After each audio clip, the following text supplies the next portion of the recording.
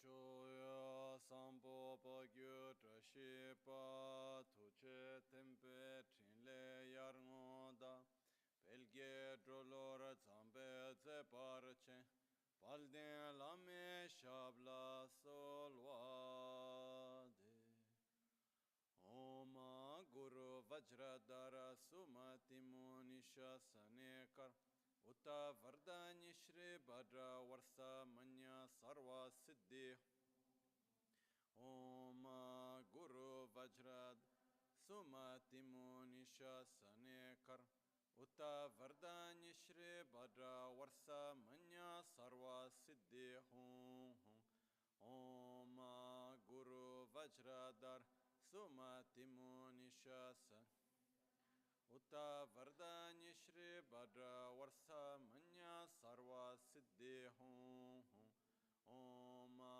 Guru Vajradhara Sumati Munisha Uta Vardani Shri Bhadra Varsa Manya Sarva Siddhi Pakyuke kudan dagi alu, pakyuke sundan dagi nga, pakyuke tudan dagi yi, ten yerme çıktı çingi alu, makyuke kudan dagi alu. Makyuke sundan dagi nga, makyuke tuğdan dagi yi, ten yerme çıktı çingi alo. Om Muni Muni Mahamuni Shakyamuni Soha Om Muni Muni Mahamuni Shakyamuni Swaha Om Muni Muni Mahamuni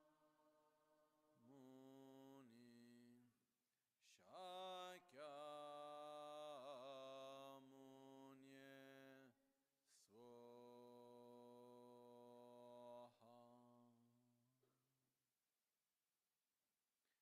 Sashipu ki choshiameto Tamare Rabalingashi Nide Gempadi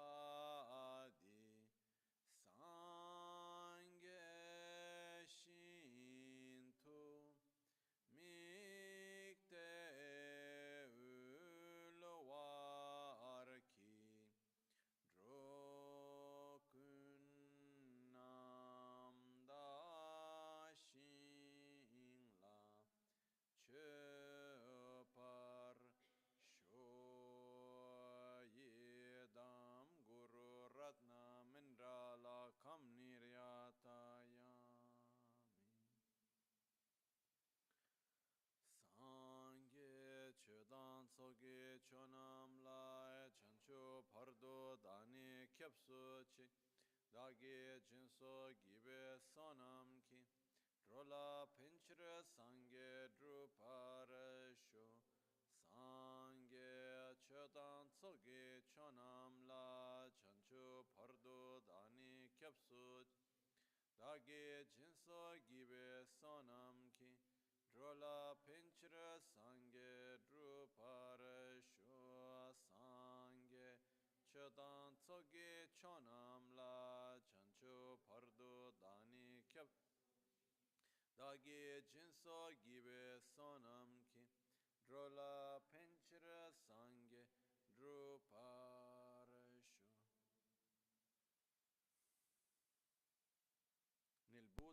In the Buddha, Dharma, and Sangha, I take refuge until enlightenment. With the practice of generosity and the other perfections, may I obtain Buddhahood for the benefit of all sentient beings.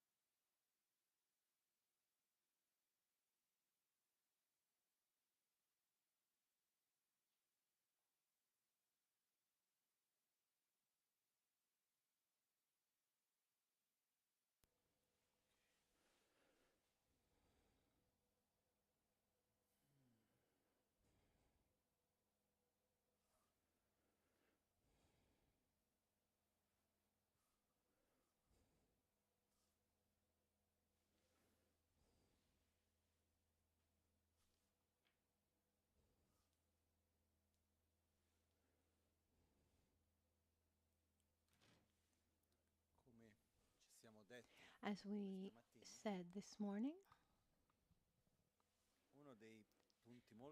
one of the fundamental points is not very easy. Conceptually, maybe it's easy, but in reality, it's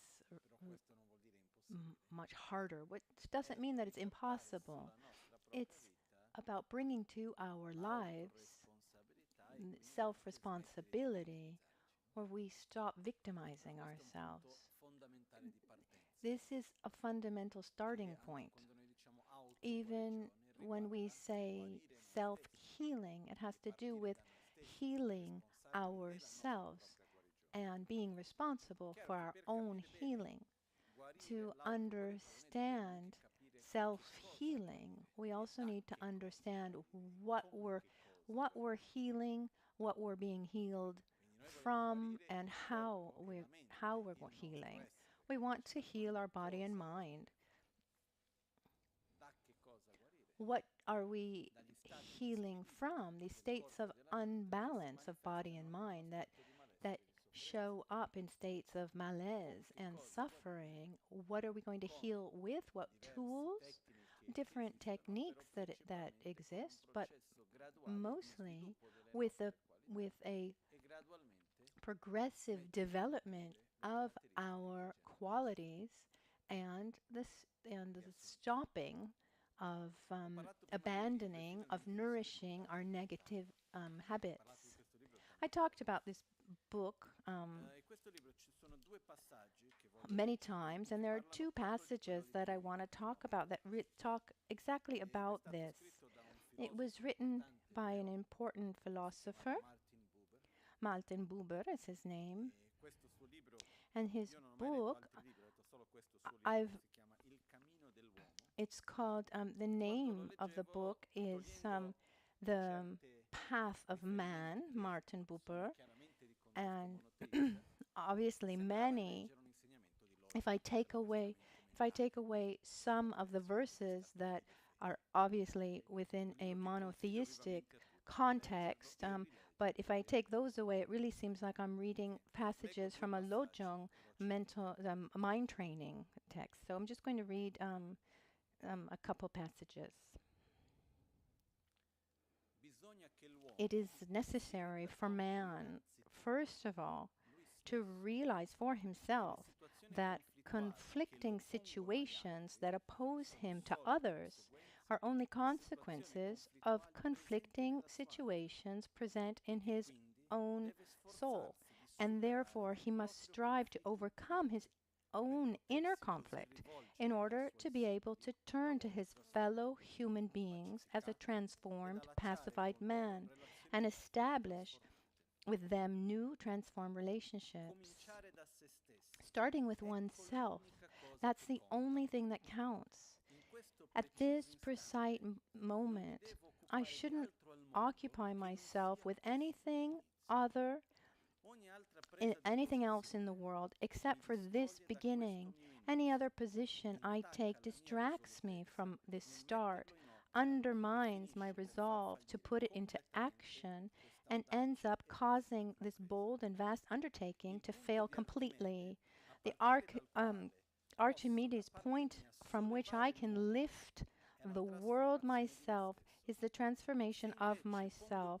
If instead I place 2 points of support, one here in my soul and the other there in the soul of my fellow human being in conflict with me, the only point on which a perspective has opened up for me immediately escapes me, or rather, if we will unite, yes, I am the protector of myself, but if the other doesn't stop doing this or doesn't stop doing that, there's a proverb in Tibetan that says anything that comes before it's not worth anything, or anything that comes after but is not worth anything. Yes, it's true that I need to change myself, but you're very nice, but so that second the text is clear, isn't it? So that that so that second point of support is worth nothing. So as we said before, first we need to take care of ourselves so that then we can give to others. Just asking this one question is enough. What is the purpose? What is the purpose of returning to oneself? What is the purpose of embracing one's personal journey? What is the purpose of bringing unity to one's being? And here's the answer: not for myself. That's why we say start with oneself. Start with oneself, but don't end with oneself.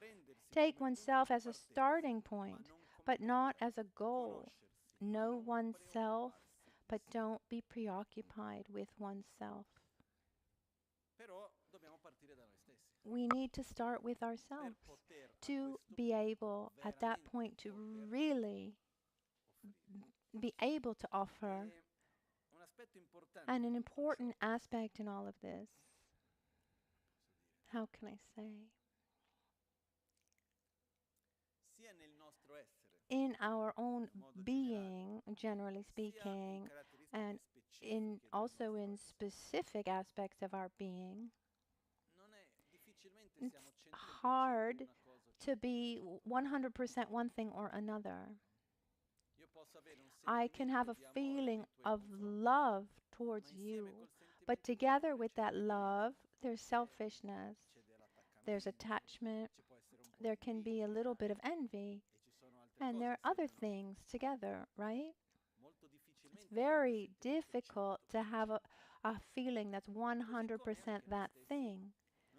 And it's not that we're only beautiful things or only negative things.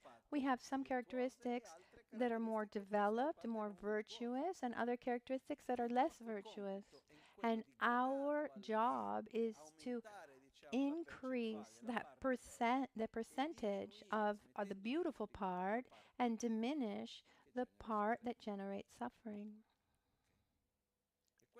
And this requires a process of accepting ourselves. Our tendency often is to blame ourselves and say, Look at how ugly I am, how bad I am. I do this, I do that. I shouldn't, and because of this and that and the other. Almost as if feeling guilty makes the problem go away. Almost like saying, oh, you see how bad I am, and I'm already suffering for being bad, so it's not that big of a problem being bad. I'm already paying the price for being bad. But it has nothing to do with paying the price for something. The question is about being in harmony with oneself or not. And where we recognize that there are aspects that are not in harmony, we should try to generate it, to create it.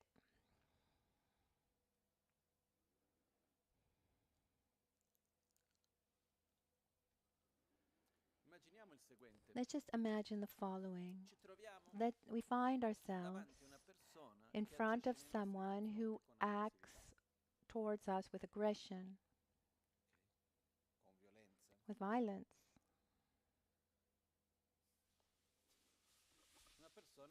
Someone who,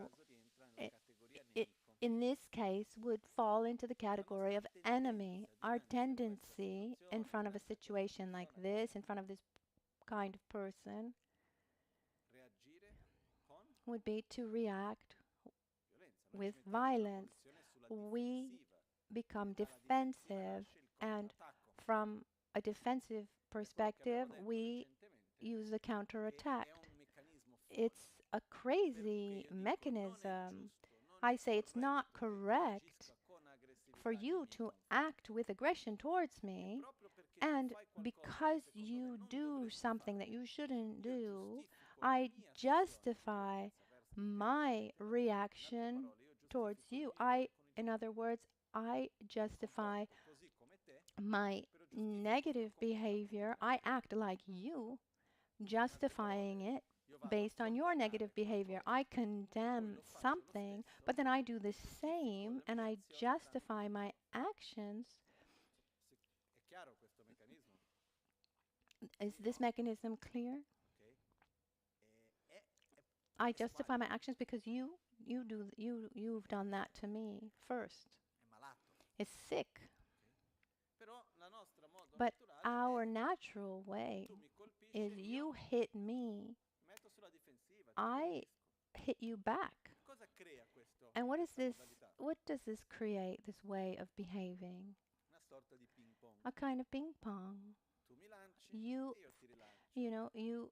strike me, I strike back, and then we get into the dynamics of, who started it all, and we don't even remember, and it doesn't matter.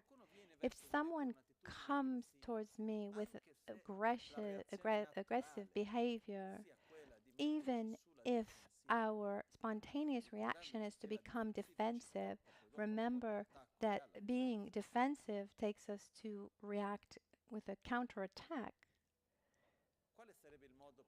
What would be the way to pacify this kind of mechanism, this behavior? I mean, one needs to be quite mature. It's not obvious, but we should accept the suffering of the other, accept the other.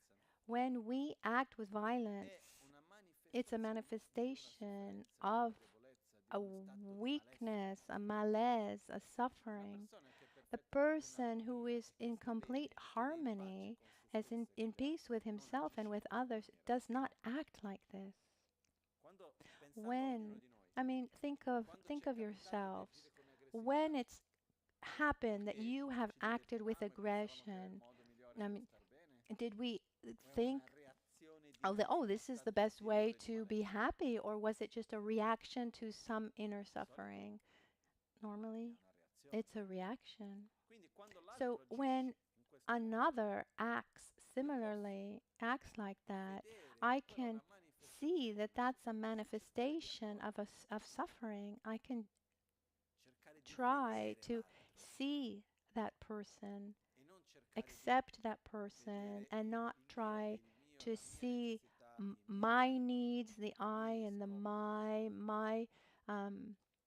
my objectives, when we're able somehow to love and accept the other, then we can really break that mechanism, that dynamic, even if the effect may not be immediate. Sometimes on the other side, there's still, let's say, lots of fuel to burn, lots of wood on the fire.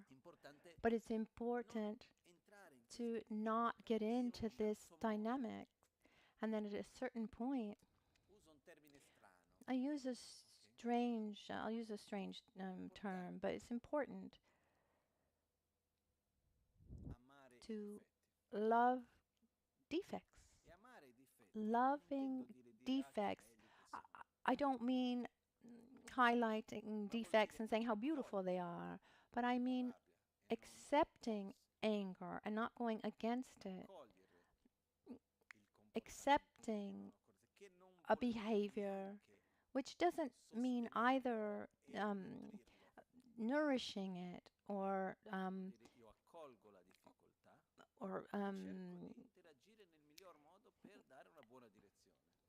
I'm accepting that difficulty and I do my best to redirect it, but I don't oppose it. And the same thing happens within ourselves, for ourselves. When we set ourselves to be in opposition with ourselves, we have the tendency maybe to do something that's not right, and when we realize it, we try to do the opposite without looking at ourselves really in the eyes, without accepting that pain that generated that kind of behavior. And so that suffering is still there, and that kind of behavior will come back again. I mean, we try just to set it aside. Instead, it's really important to accept, to see, and try also with this awareness, cultivate the opposite, yes, but without trying to close our eyes to ourselves and pretend that that pain is not there. Now,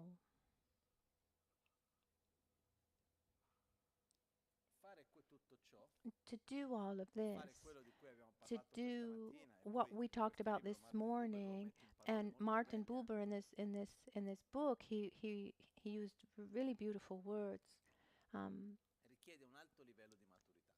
to say that this requires another level of maturity, and it's a life's work, a life to life.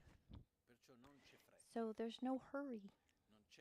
There's no hurry to say, oh, I should already be there. No, we need to start where we are.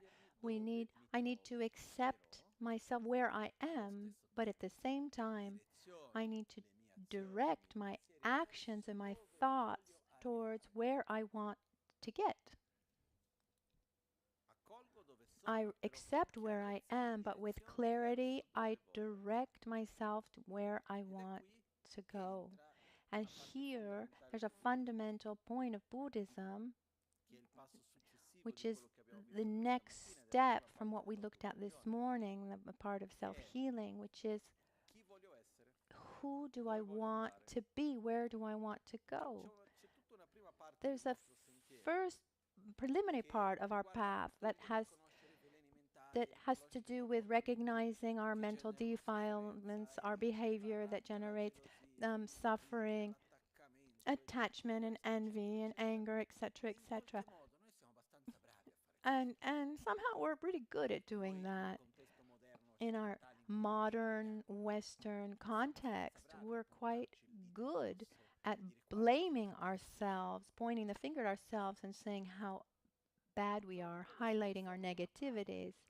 But that's only a part of the path. The next part is extremely important. And we say, okay, I've understood that this isn't good, that isn't good, but where do I want to go? Who do I want to be? In other words, using the terminology that we used this morning, we recognize the plants that we want to stop watering. But at this point, we need to recognize the seeds that we want to plant and water. What is the fruit that we want to pick? We need to recognize our potential. And here the term Buddha comes. Buddha in Tibetan is Sangye. Sang means eliminate. Gye means develop. So Buddha, translated into Tibetan, they decided to make a translation that was commented, let's say. It's not literal, but the meaning comes across through the translation. Sangye, eliminate or clarify, and Gye, develop. Sangye is the state the one has been able to eliminate completely everything that generates suffering, mental defilements, actions done based on those, and developing to the maximum potential every quality, every positive aspect of ourselves.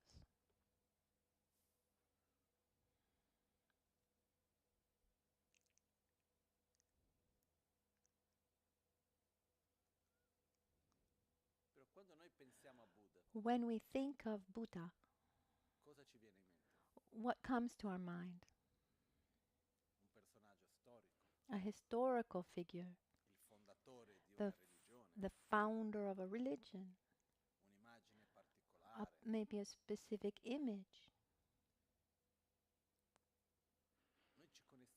We connect with material, physical, external images, but when we talk about Buddha, it's something immaterial.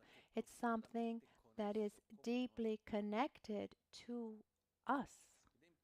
And it's important somehow to be able to see the image of a Buddha as a reflection of what we can become, as if it were the reflection of our possible future. Imagine that we're starting to study and we want to become a doctor. And so we go to university to study medicine, and then at a certain moment we see a doctor. I want to be like him or her. The doctor is not a person, it's a state. But the person that reached that title of doctor it's just like, a Buddha is a state of being, but there's also the person that has reached Buddhahood. So it's important for us to really fall in love with that state of being. We can also call it falling in love with inner peace.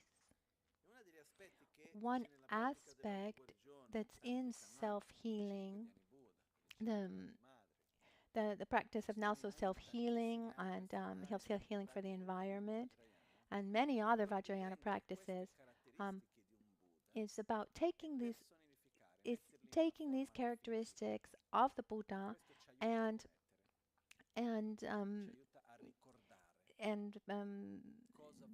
personifying them, so they're more tangible, so I can connect with that embodiment of these qualities.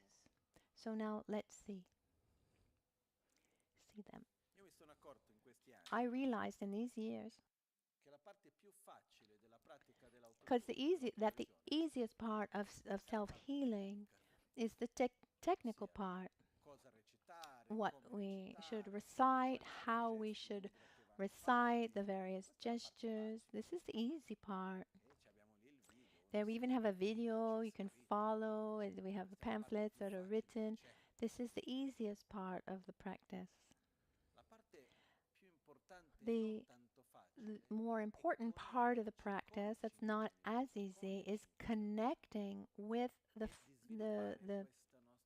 the five Dhyani Buddhas, connecting with the five great mothers, and and identifying those qualities within ourselves and wanting to reach them. So let's try to understand them better. This is something that we've done in other times, but we need to repeat it, because the more we understand, the more we know ourselves, the more spontaneous that connection becomes. And the more we're able to create this connection, then in the moments of visualizations or reciting mantras, doing mudras, then that all gives more meaning to the practice. So let's see together.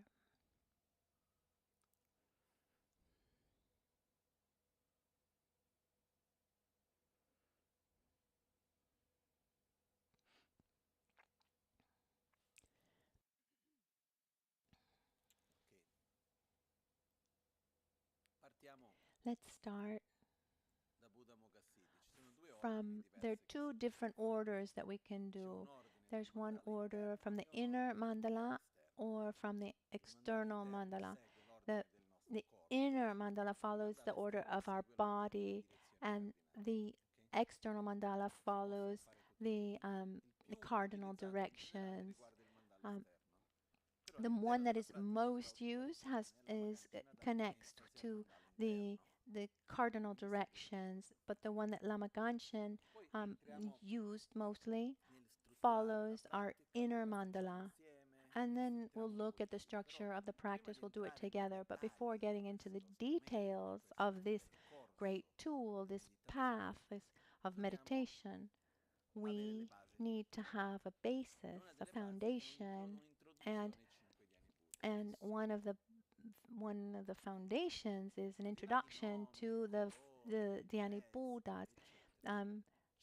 The color and the gestures aside, what do they represent? Because the symbolism has power, and it's important for us to connect with the meaning that is behind the image, because that same symbol might mean one thing for one and another for someone else. And we weren't raised in a context in which, where these teachings were given. So we also need to give meaning to these symbols. This is also important because the symbols talk in a very different way compared to words. Words are limiting. A symbol, the more we can attribute meaning to that symbol, the more powerful it becomes.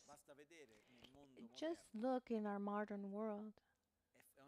It's crazy to see that great companies, huge multinational companies, very often their logo is worth more than everything they produce and all of their factories, etc. So what is a logo? It's an image that contains a tremendous amount of meaning, of being able to be trust, quality, etc. Once I remember I was looking at an advertisement in Brazil, and at a certain point, it's about 20 years that this happened.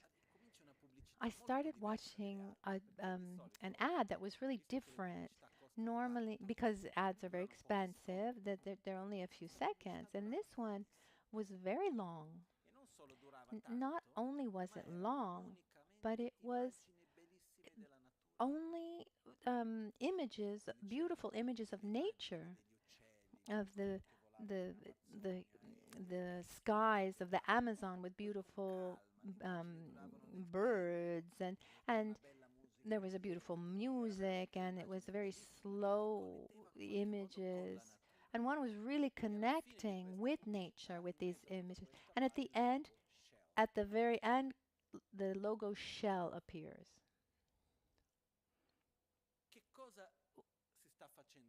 What were they doing? They're trying to attribute meaning to that logo. Shell is a petroleum, it's a gasoline company. So what were they doing with this kind of ad? They want to attribute to their logo an idea of respect for nature, trying to enrich their logo, so that one sees that logo and they connect this feeling of respect for nature. So, so they want that symbol to have that power. I mean, and they're powerful. It's just symbols in themselves. It's important for us to gradually, the symbols that we want to use, we need to nourish them. We need to enrich them with meaning. And it's not immediate. It's a process that is handed down from generation to generation. We're at the beginning of these meditation techniques in our culture, actually. So these symbols need time to develop. Our tendency is to attribute to a symbol meaning that we already know. So when we see these 5 Dhyani Buddhas and these 5 great mothers, our tendency is to what? To see them like archetypes that represent qualities that we want to develop. We see these images and we connect them to a kind of divinity, a kind of God. We want to ask for something. I mean, spontaneously, that's strong within us. I think we see them as a kind of God, as a kind of divinity, and in our culture, in the passing of time, how can I say?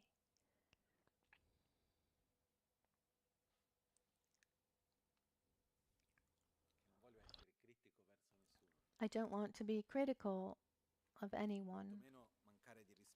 Certainly not lack respect. But I have this feeling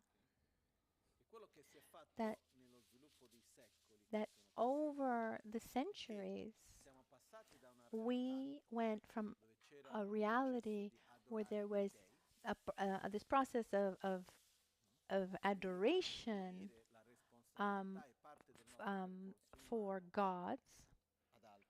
So giving our responsibility of our own path to others. So from theistic religions, we went to monotheistic religions. So very often, very often, the way, at least it appears to me like this relationship with the holy, there is this idea of I am here, the sacred is there, and I need to ask for something to the sacred. Is that clear? When we come from this basis, from this view, we come into contact with Buddhism and we listen to the teachings with this same attitude. It's inevitable, it's normal. And that's why I also realize with myself in different teachings, for example, the Four Noble Truths, I had to really go round and round to really to try to understand something. The first time around, didn't understand anything. Then the second time, maybe understood a little bit more. Then again, start to see it through a completely different perspective. So the 5 Dhyani Buddhas and the 5 great mothers, let's try to give them meaning. And I'm going to share with what's closest to my own experience, my own understanding. As we've said many times, the strongest force in our lives, one of them is our desire. We can use also the term aspiration, but in other words, me? What do I want? The more clarity I have towards what I want, the more passion I have for what I want, the more more easily I go towards that goal. So, might seem sacrilegious what I'm about to say, but the five Dhyani Buddhas and the five great mothers is similar to advertising. Because advertising, I mean, what's the function of advertising? It's to generate desire. I want someone else to know my product, believe in my product, trust my product, entrust in my product. I want him to desire it and invest in my product. How can I do that? First, I need to let my product be known. So advertising takes us to wanting what is being advertised. The five Dhyani Buddhas and the five great mothers are here to represent an objective to reach and to show us the characteristics that exist, that are part of this objective, which is the final state of Buddhahood. To say, look, you too can do it.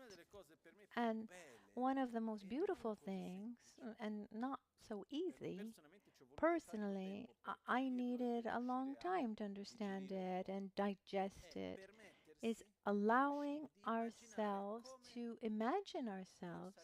I mean, how would I be if I were a Buddha? Imagine ourselves as a Buddha. And it's something that in Vajrayana practice we repeat this again and again. But the danger that could happen is one does a practice like self-healing or Yamantaka or Vajrayogini or Tarachitamani or the Vajrasattva. And at a certain point one generates the idea, I am the Buddha, and visualizes himself as a Buddha. But the danger, there's a danger of imagining oneself as a Buddha externally. I am Tara. Here I am with a female body, emerald green, and the right hand in the mudra of supreme generosity, and the left one on the mudra of the three jewels, and very beautiful body and all of the symbolism. But that's beautiful, but I forgot something. What's the inner experience of being Tara? That's the most important part. It's not the external part.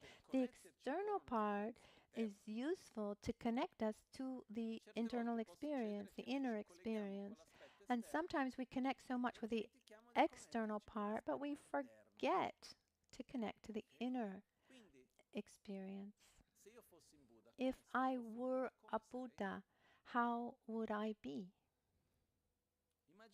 Imagine each one of you. Imagine how you would be if you were a Buddha.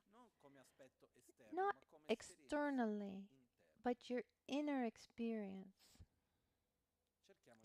Let's try to help you out here. There are different characteristics that we need to add. Let's start with Buddha, Amoghasiddhi, and Samayatara, green in color at our secret chakra. Try not to get into too many details here. Let's imagine how it would be if we had no uncertainties. If we had no uncertainties, not on the basis of expecting to know how everything will go, No, but no doubts, no uncertainties based on one's own resources. Because the opposite of uncertainty is fear, and in it, the opposite of fear is self-esteem, which comes from trusting one's own resources and knowing that no matter what happens, I have the means to face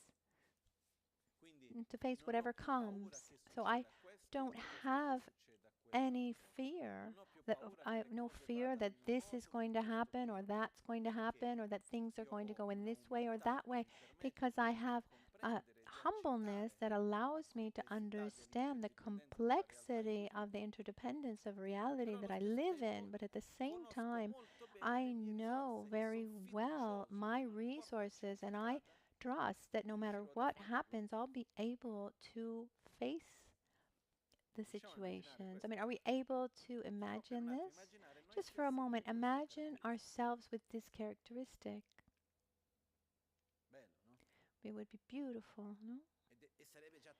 And that would already be so much, and we're just at the beginning.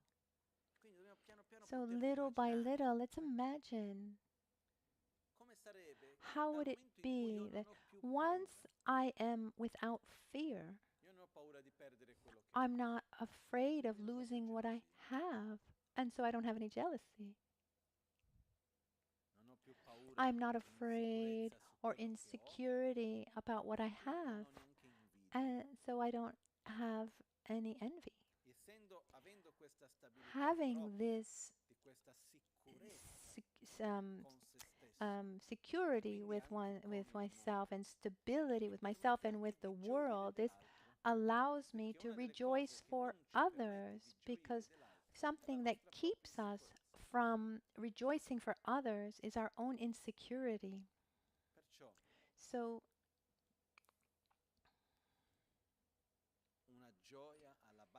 a joy at the basis, a joy for the virtues of others,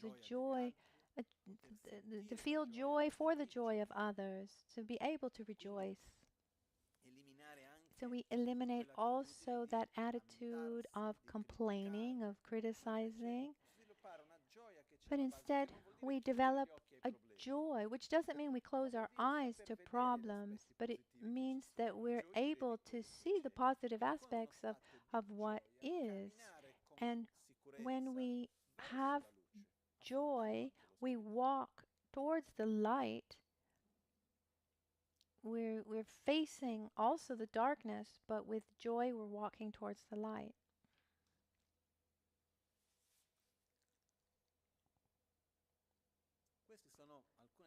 These are some of the main characteristics that Buddha Amoghasiddhi represents. So it's the all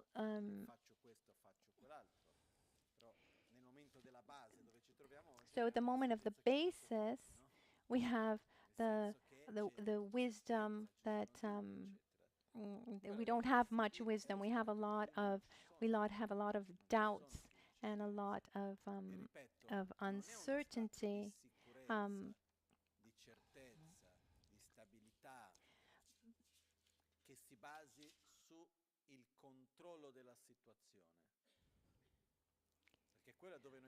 So normally we look for some kind of security. We try to find our stability and our certainty in having control over a situation, but this is a huge trap.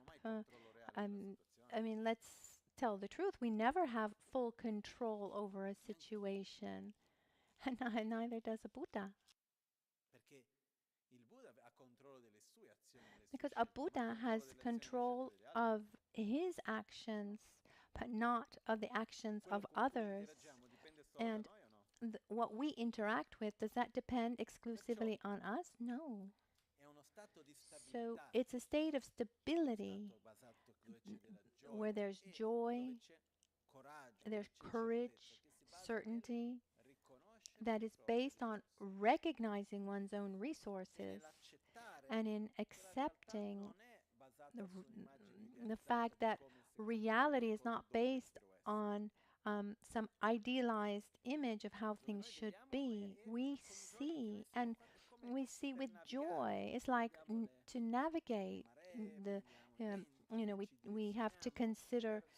We have to consider the currents, we have to consider the winds, and we direct ourselves to where we want to go, adapting ourselves to the various conditions. This is Buddha Amoghasiddhi, green in color, and he's also in the north. And then Ratnasambhava is in the south, yellow in color at our navel chakra. Let's imagine what it would be like if we didn't need to compare ourselves to others to see ourselves.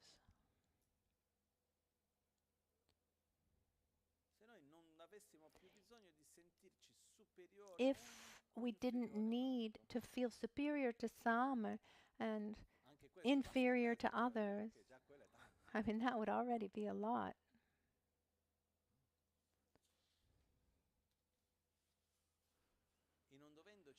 And not needing to compare ourselves to others,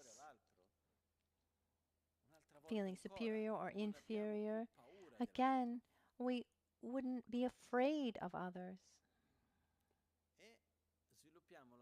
And we would develop the ability to share, the joy of sharing with others, where happiness of others becomes as important as our own. So develop a feeling of connection with others and a deep joy in sharing.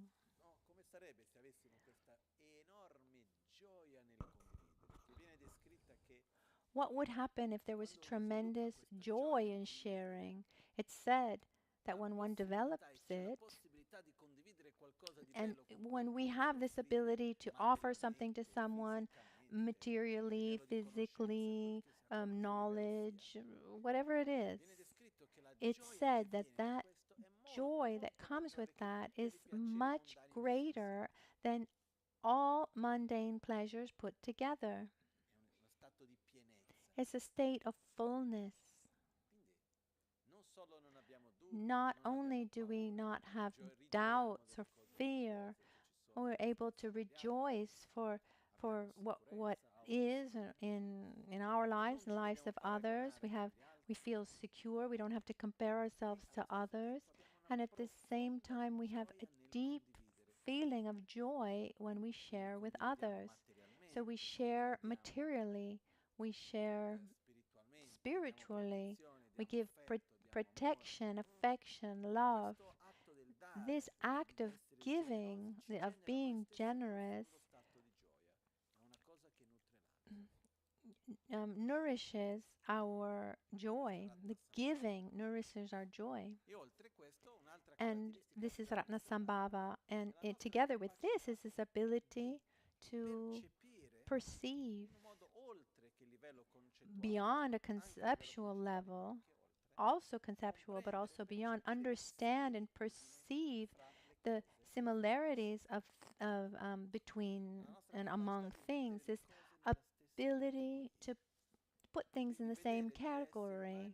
So see human beings and have no doubt that that they all want to be happy, to no longer make distinctions, even if each one is his own individual, but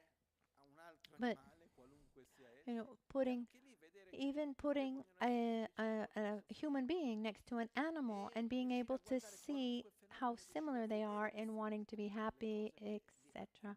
So to see what things have in common. This is part also of the qualities of Ratnasambhava, which is the wisdom the wisdom of equanimity. Then we have Akshobhya, who's blue, represents the, depending on the system, is either the eastern part or the center of the mandala. Imagine how it would be if, what it would be like to have so much inner stability that it wouldn't matter what happened around us, that our harmony within and our harmony with others could never be shaken. Imagine we have an inner state of peace and we are no longer susceptible to what happens outside of us, which doesn't mean that we become indifferent. We have a deep sense of compassion and love, and we connect with what happens around us, but nothing takes away our stability, our balance.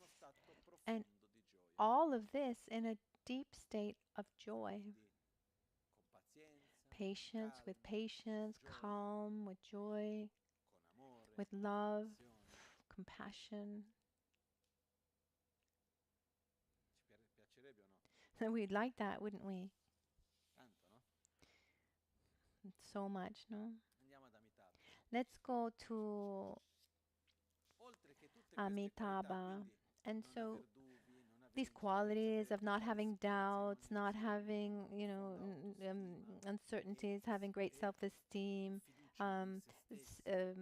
trust in oneself, being able to rejoice for the virtues of others, with a deep ability to be generous, a joy in sharing, of not having to compare ourselves to others, not having to feel superior or inferior, a deep state of love and compassion, stability, inner stability that also brings patience, where there's nothing that takes away our inner balance.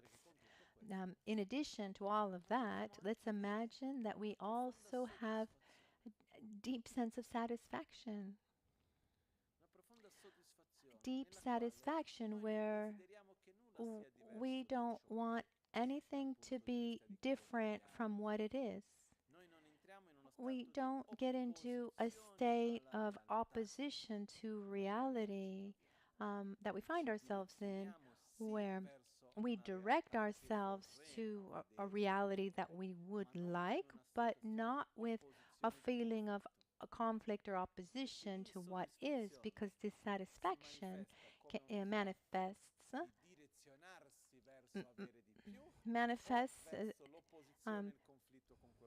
does it manifest as wanting to have more, or in being in opposition to what already is?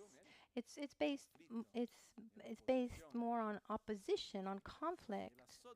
And satisfaction instead, it doesn't mean that one can't aspire to have more or be more, but it means that one is not in conflict with what one already has, or because satisfaction doesn't come by getting the object of desire. It comes by giving value to what already is. And it's through satisfaction that brings the person to be deeply concentrated.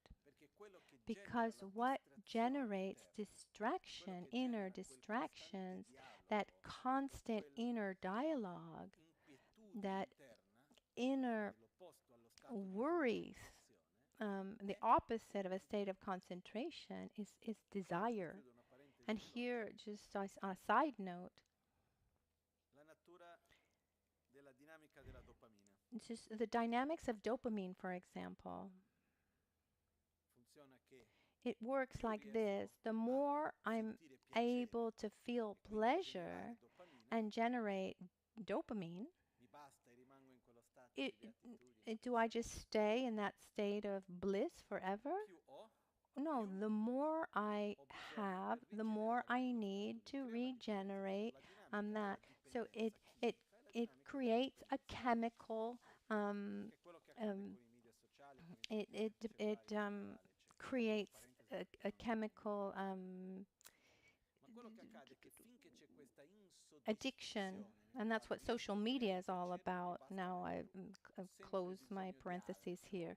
But the point is here, when I'm dissatisfied, I need more, which is the same mechanism of this dopamine that creates this kind of, it's habit forming, it's a kind of addiction. So to have concentration instead, one needs to be satisfied. It's not for nothing that the various texts that talk about generating meditative concentration, one of the starting points is facing one's own desire and developing more satisfaction.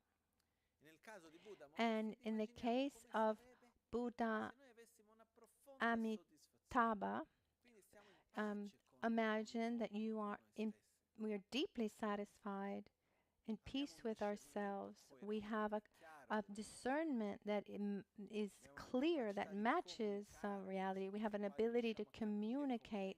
We're able to understand others and communicate with clarity. And as a consequence of this satisfaction, we have a deep state of concentration where our mind is able to rest and relax where it is, as if our mind were always relaxed, always resting on our chosen object of our object of focus. It's not a mind that has to jump from one thing to the next. Vairochana is white. So Amitabha is from the throat chakra and is in the west. Vairochana is white, is in the center of the mandala or at the eastern door of the mandala and at our crown chakra. Imagine what it would be like to be in perfect harmony with oneself and with every being, with everything, once there's no longer this expectation for things to be in one way or another. We know how to perceive and experience reality harmoniously in a correctly corresponding way. We live what is subjective as subjective, what is impermanent as impermanent. We don't grasp to reality in an incoherent way, and by doing this, we create infinite inner space. At the same time, we develop the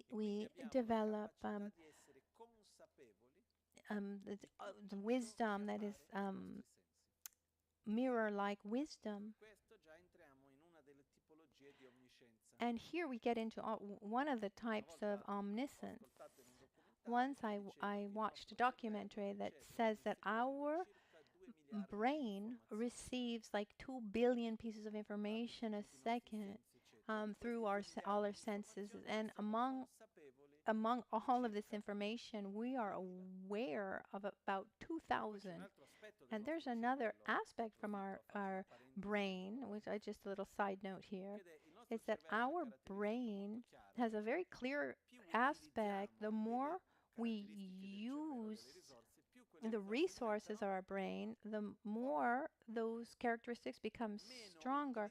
The less we use them, the weaker they become. Memory, for example. The more we use our memory, do we just fill up all the space and then we're not able to memorize? Or the more we memorize, the more we are able to memorize. The more we develop our ability to reason or to critique, then those aspects become stronger. So the more we use one characteristic or one ability of the brain, the stronger it becomes. And the less we use it, the risk is to is to weaken that aspect, and it can actually um, completely weaken, become not used it at all. So it's said that a Buddha is not aware of the 2,000 pieces of information, but aware of the 2 billion pieces of information. That gives a form of omniscience. This really means developing our potential to a maximum level. And beyond all of these qualities, I mean, are we able to imagine how we would be with these qualities? Just for a moment, what would it be like to not have any more doubts or uncertainties, a full trust and strong self-esteem, to have joy for the joy of others, be humble, so we don't need to compare ourselves to anyone. We have the joy of sharing, seeing the similarities among things, have profound love and compassion for others, with a state of stability and patience where nothing takes us away from our inner peace and balance, bringing us also to feel everything with spontaneous joy, to have satisfaction and a deep, solid concentration, a peaceful mind, and wherever we direct our mind follows. Is a great ability to discern, where not only do we see similarities among things, but we're able also to see specific characteristics and unique characteristics of things. Yes, I see that we're all similar in many aspects, but I see different specific characteristics among things, being in harmony with everything and everyone, and seeing everything through an infinite inner space and with total coherence. We can start imagining what it means to be Buddha. And an important exercise is to allow ourselves to imagine. And one way of doing this is by not putting them all together all at once, but to focus on one at a time. So let's start with one of the 5 Dhyani Buddhas, and following the same order, what would it be like if we were Amoghasiddhi, if we had the qualities of Amoghasiddhi? And then little by little, then we can deepen our understanding of one and then the other, where we feel we have the experience and we allow ourselves that we have indeed these characteristics. At a certain point, we finish this imagination. It's as if we wake up from a dream, but I'm not in a dream. Maybe we're there imagining I'm Buddha Akshobhya, and then there's our neighbor who starts playing some instrument, and then we get angry, and then okay, we understand we haven't actually reached that state yet. But the objective is to develop this desire and say, how wonderful if I were like that.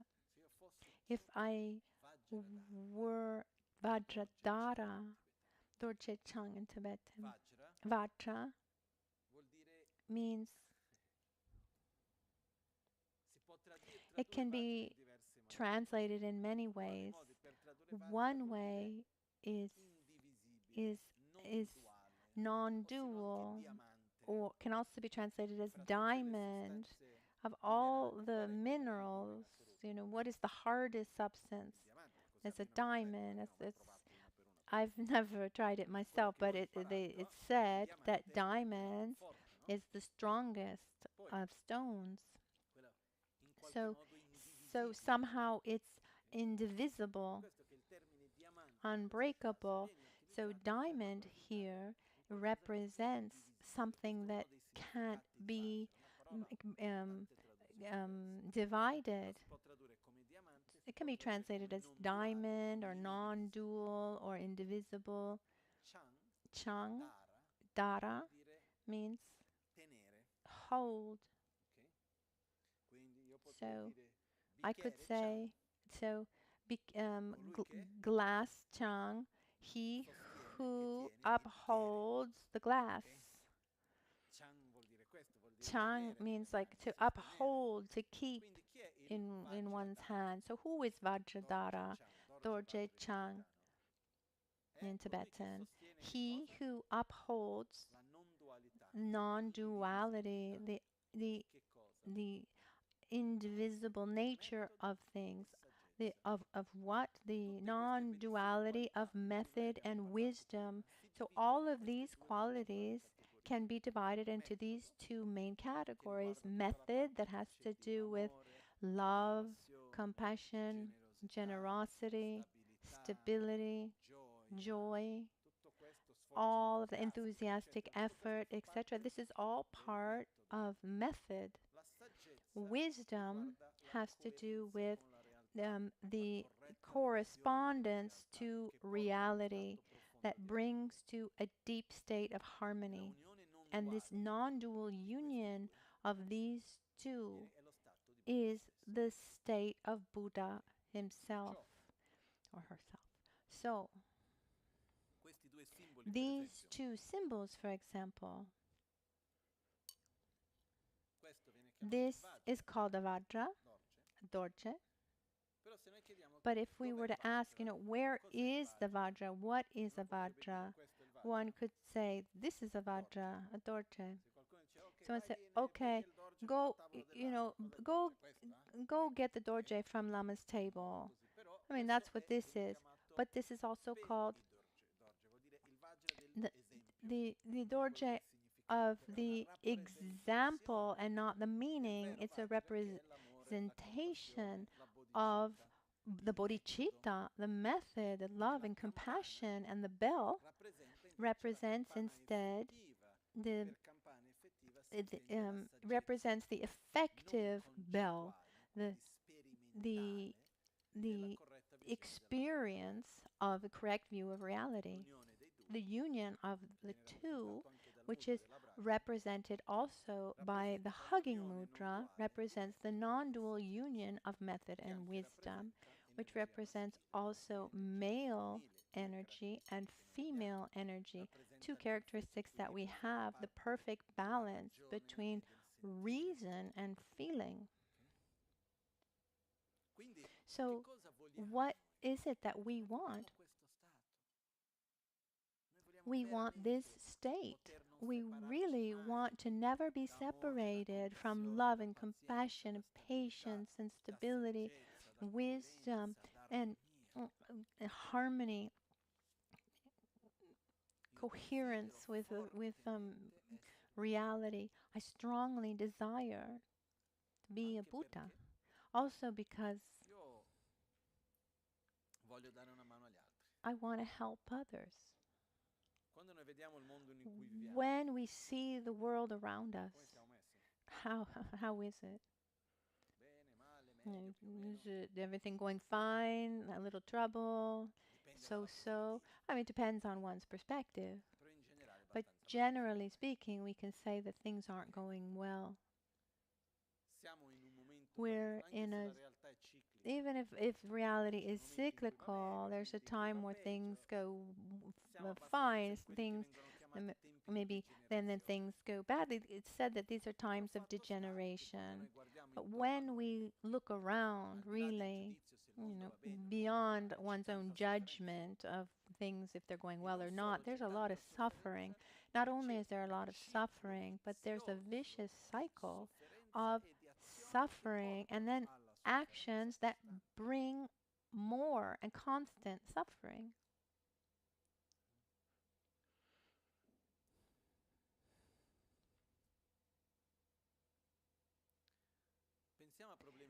Let's just think about the problems of the world. We're living in a time where there's a climate crisis, where what our knowledge is able to understand. I mean, our behavior could make a difference, would make a difference. We live in a reality where there are many wars, many people who live impoverished and famished, where there's a tremendous amount of suffering. A short time ago, I was talking to a friend, and he said, I was aware that I was living inside a bubble, but after I traveled in Brazil in particular, I understand that I live inside a champagne bubble, which is minute.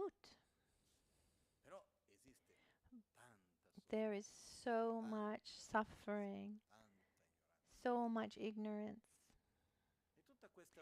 And all of this suffering, where does it come from? From the lack of resources? No. It comes from this obsession with self-gratification, selfishness, attachment, dissatisfaction, fear, arrogance, and in the end, from ignorance. And what's the only way that I can help someone get out of their suffering? First of all, I need to get out myself and have the ability to adapt myself to the other's mentality. I mean, this is what's so difficult about helping others. I need to help you see what I see through your perspective. I need to speak your language. I need to adapt myself to you. And that's why one desires to become a Buddha. Because the only way to be able to adapt oneself to others is by developing one's own qualities to such a point that we're able to see and to see others, so that we can interact in the best way possible based on the needs of the other and perspective of the other. So another important reason why we should want to become a Buddha. I am so impotent. I really would like to be able to do something. Let's imagine that we find ourselves in front of someone that we love a lot, and we have an enormous amount of attraction for this person. Everyone, think of someone. At a certain point, you're face to face with this person, and this person is in a state of deep suffering. Maybe he's drowning, and one is there, looking at this suffering. You know, how much time does one have to wait? Before they find a solution. It's like, oh, just hold on a minute. I'll have to watch this last episode. Or no, sorry, now it's lunchtime. Or do we give the best of ourselves immediately? Try to do what we can. Try to do the impossible. This is the attitude. When we see the reality around us, we realize there is no time to lose. We need to give the best of ourselves to be able to help this world around us, the beings in this world. And the only thing we can do is to walk our path one step at a time, and we help not through our words, but through actually becoming, by being. How much do we want to become a Buddha? How much do we want to live in this state? Not also to be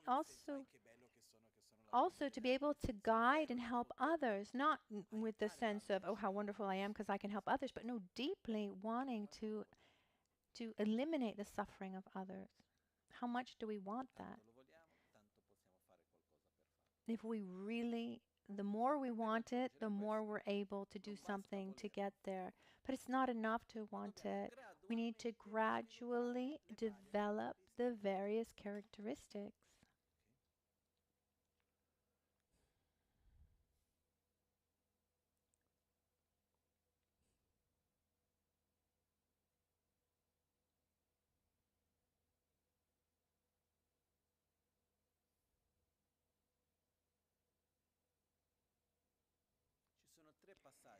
There are 3 steps here that are fundamental,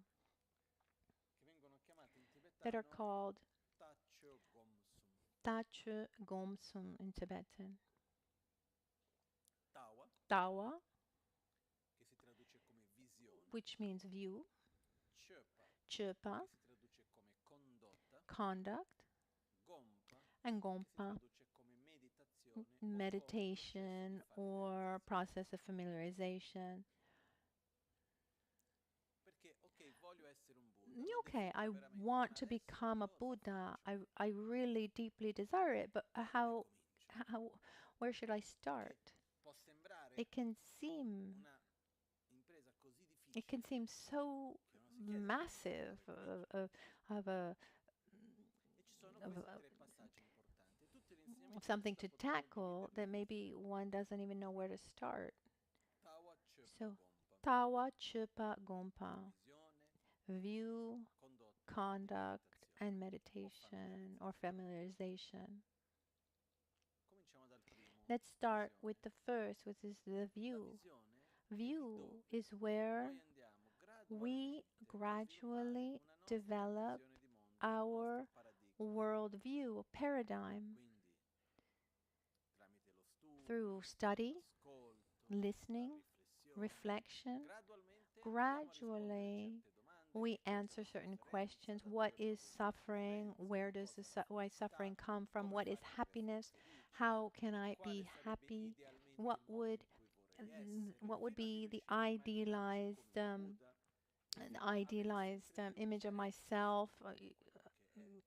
How would I be as a Buddha?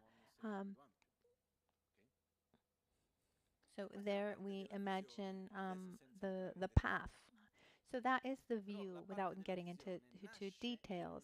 But the view starts from a conceptual idea until it reaches a non-conceptual feeling, because the paradigm that we live in is much more than something conceptual. So the idea, the goal of perfecting the view is developing a non-conceptual paradigm. And then the conduct is about all our interactions of body, speech, and mind in our daily life. When we work, when we're with friends, how we interact with the planet, how do we interact with the people that we live with, how do we interact with ourselves when we're alone. There are daily actions. This is our conduct. And here, in Buddha's teachings, we see different rules of conduct, so that the conduct actually corresponds to the paradigm. So here we have the path of vows. There are Pratimoksha vows, or the vows of self-liberation. And don't kill, don't steal, don't lie, don't have a wrong sexual conduct, and don't take substances that take away mental clarity, like drugs or alcohol. Why are there these 5 vows? Because lying generates suffering on a mid and long term. Same thing with killing. Same thing with stealing or having a wrong having sexual misconduct, or taking substances that take away mental clarity. That's clear.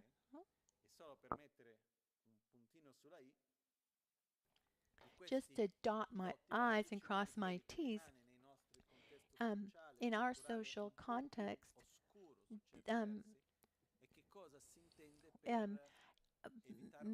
maybe there's confusion about sexual misconduct. I mean, there's not much to discuss about not killing and not stealing. Don't take what has not been given to you. Or, maybe there are different interpretations. So maybe, okay, no. Maybe someone thinks, okay, well, it has more value to me than to you. No, just don't take what's not been given to you. Don't lie. Don't try to convince someone of something. Don't try to convince someone about something that is different from reality, especially if you have some hidden motivation. Alcohol and drugs. I remember a friend, for example, came to me once and said, Lama, it's the first time in 40 years, 30 years, that I spent a full week without drinking alcohol. And my mind is so clear that, and before I didn't even know that I was lacking that clarity. I thought that I was absolutely normal, but I was foggy-minded. And that already means a lot. And when one also loses control, and makes wrong choices. So regarding sexual misconduct, and sexual energy has great power. Without getting into many details, but there are 2 characteristics that are fundamental to me when we talk about correct sexual conduct and misconduct. So misconduct has 2 main aspects. The lack of respect for a commitment. So if I have a commitment with another person, so commitment between 2 people, there's a commitment to not have sexual relations with a third party. If you break that, you break a vow, a commitment.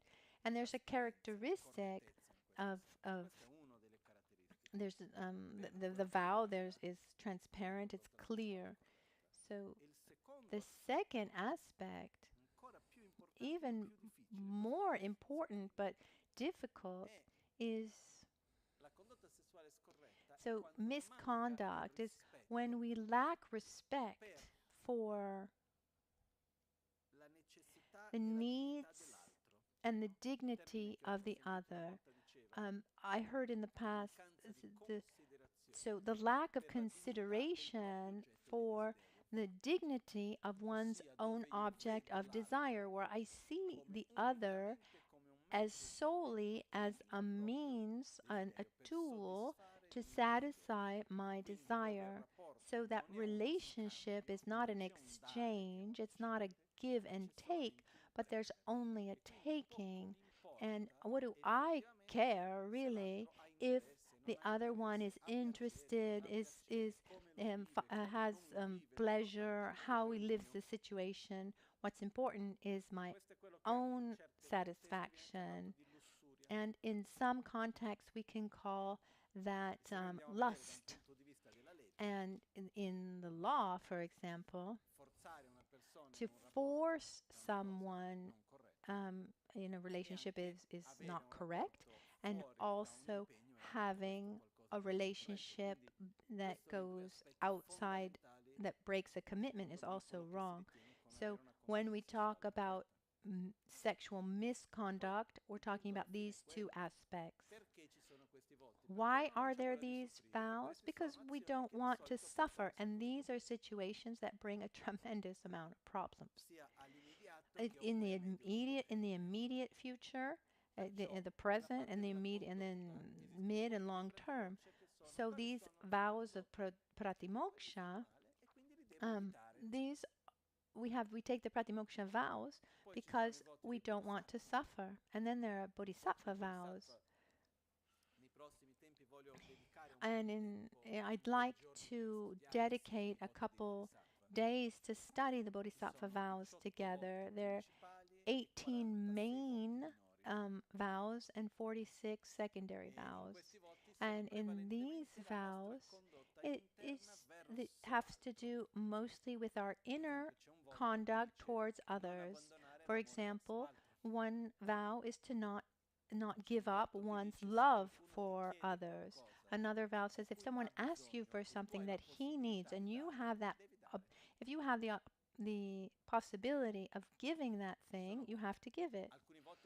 Some vows that we don't have the danger of breaking because we're not in position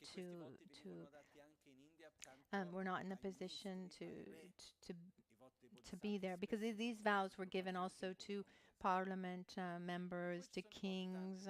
Because one vow, for example, was to not make laws that could harm people. And then the next set of vows have to do with the tantric vows that are even deeper. And one vow is, for example, to never abandon the dorje and the bell. I've seen people get a tattoo of the bell and the dorje so that they don't break that vow, which is fine, because actually one of the vows says wherever you go, you need to always bring with you the bell and the vajra, the dorje. But the meaning is to never abandon love for others and the correct view of reality. One vow says should never go against one's own body, never damage one's own body, but see one's body as a tool to reach enlightenment. There's also a vow that talks about the 4 forms of generosity that should be practiced 4 times a day, to give materially love, protection, and to give the Dharma 6 times a day. 6 times a day. And then the Tibetans developed this very sly way of maintaining their vows. So they have these techniques to resolve some problems. They're really quite sly. For example, astrologically, let's say that someone needs to go on a trip, and let's say one needs to leave on a Thursday, and then sees that astrologically that Thursday would be a terrible day to travel. So does he cancel his ticket? No, that would be a lot of trouble, also expensive. Everything's been organized. So how can I resolve this problem? In our Western way, at least in the way I see things, I shouldn't leave on Thursday. Either I accept that it's a bad day, or I just change my departure date. Instead, the Tibetans are more sly. Given that Thursday is a bad day to travel, I'm not going to change my itinerary, but what I'm going to do is I'm going to pack up my suitcase on Wednesday, and I'll sleep at a friend's house on Wednesday. When did I actually leave on my trip? I left on a Wednesday, and so the problem's finished. And so this is an example that sometimes the solution is much easier than the problems that we pose ourselves. So when we talk about the 4 that we need to practice, the 4 types of generosity 6 times a day, how do we do? So we do it 3 times in the morning and 3 times at night. And how can I practice the 4 times of generosity mentally? So there are formulas that one recites with the visualizations that direct the mind, where we offer where we offer materially, we offer love and protection and the Dharma, and I recite it 3 times in the morning and 3 times at night. Okay. These vows, their purpose is to give us a direction in our daily life.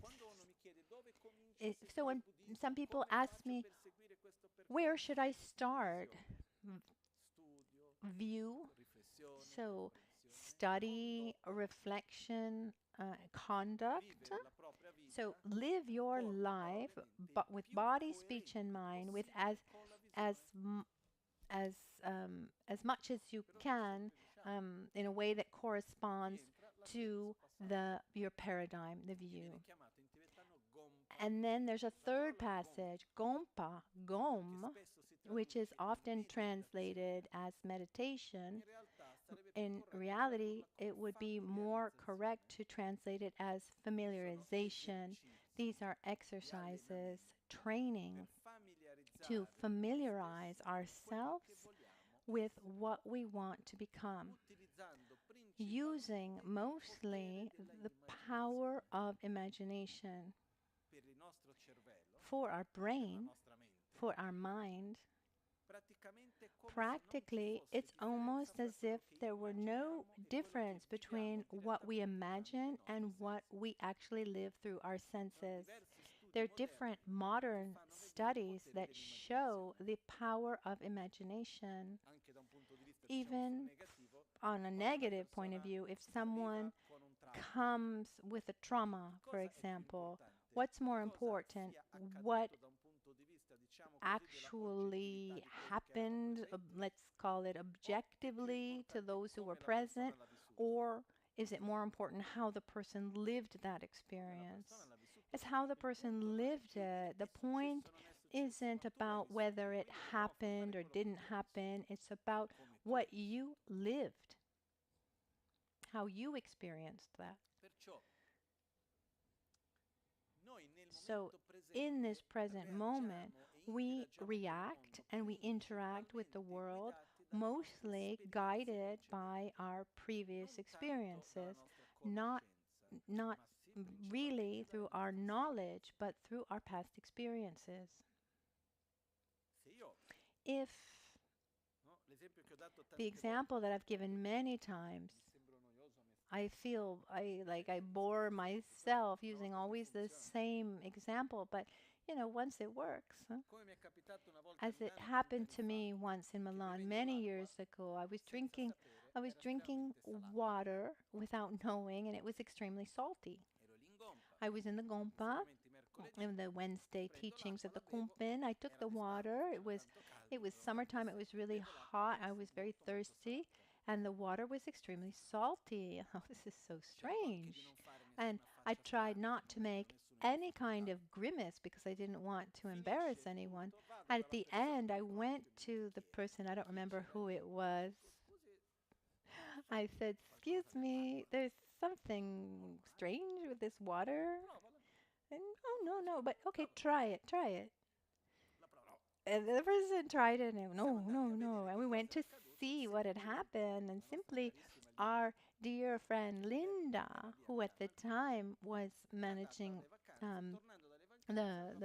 was there in the Kumpen. She had gone on vacation, and she brought home some sea water to cure her psoriasis, but she was using water bottles that with the same brand that we used too. And so the person who prepared the room for the evening didn't know any of that and took one of those bottles. The key to all this story is that the next week when I got there, they said to me right away, and they said, "Lama, we checked. This water is fine. Don't worry. We checked. This is not seawater." and I sit down, I trust what they said. It's not that I didn't trust what they told me, but the moment I went to take the glass in my hand, did I just drink it normally, or was there a part of my mind that was telling me to be cautious? In that moment, that previous experience that I'd had was much stronger than the simple cognitive knowledge that this water was fine. And so I needed to cautiously take some baby sips, and then, okay, now I can trust. So what happens when we have an experience, a negative, a bad experience, a certain kind of experience, no matter how much our logic tells us that that that that now everything is fine, what is still speaking very loudly is our previous experience. So a technique is to create new positive experiences so that we can allow ourselves to have that as a reference in the future.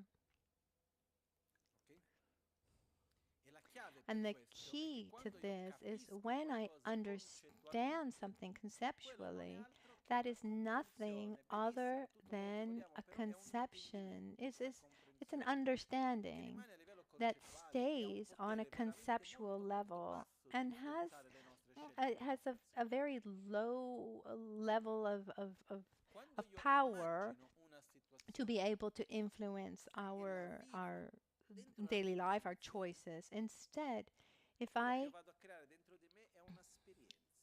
able to create an experience within, and in my memory, it's not a concept, but it's an experience. So then if I'm in a similar experience, what reference do I have? I have that reference of that experience that was induced mentally, like through visualization, but experienced as a real, something I really went through. And we can feel it not just in our head, but through our whole body. If someone says, oh, but I don't know how to imagine, I don't know how to visualize. Once someone gave me an explanation that I really liked, and I think it's the easiest way to explain what we mean by to visualize in a sadhana, for example. And I see that we are all able. So sit down for a moment. You breathe. Try to bring your attention to the present moment.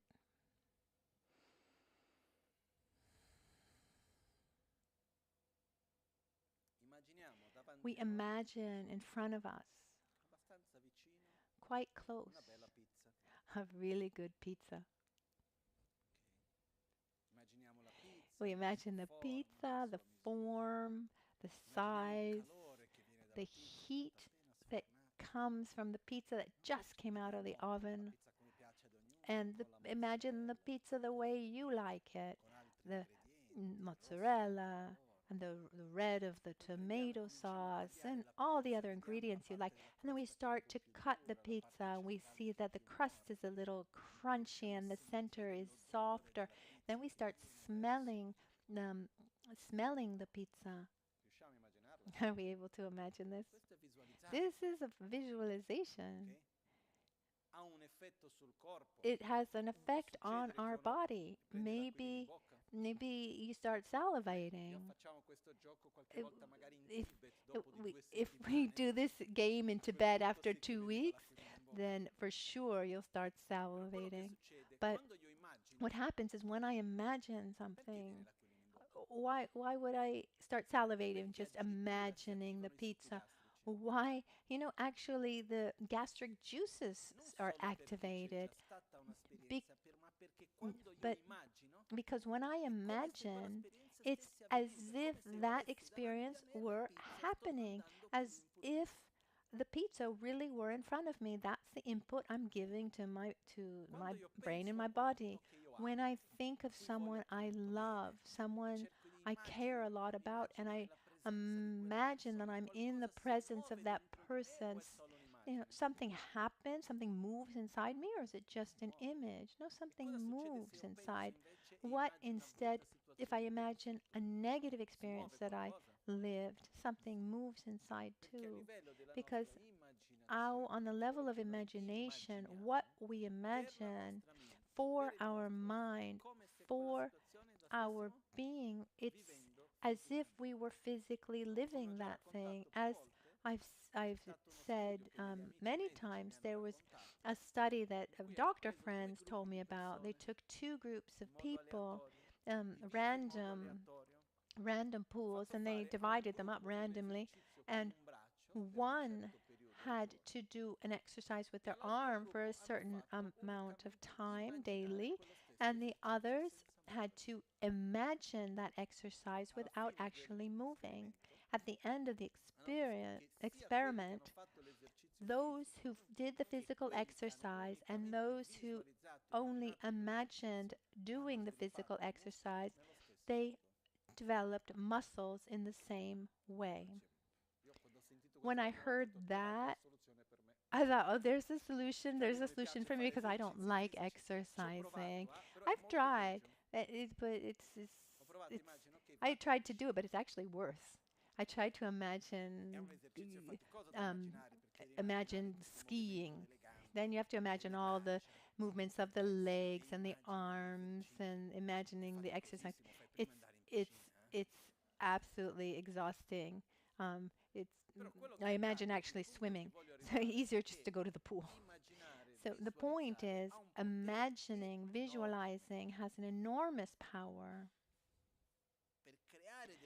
to create experiences. Why do we want to create positive experiences?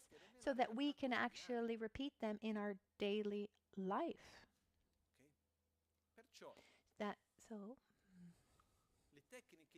The meditation techniques that we're going to use are about generating virtuous states of mind using visualization techniques and imagining. Visualizing has to do also with imagining so that we can induce certain experiences so that they become easier and easier, starting from the principle that our being exists on the basis of familiarization that comes through repetition. The more I do something, the easier it becomes. Okay?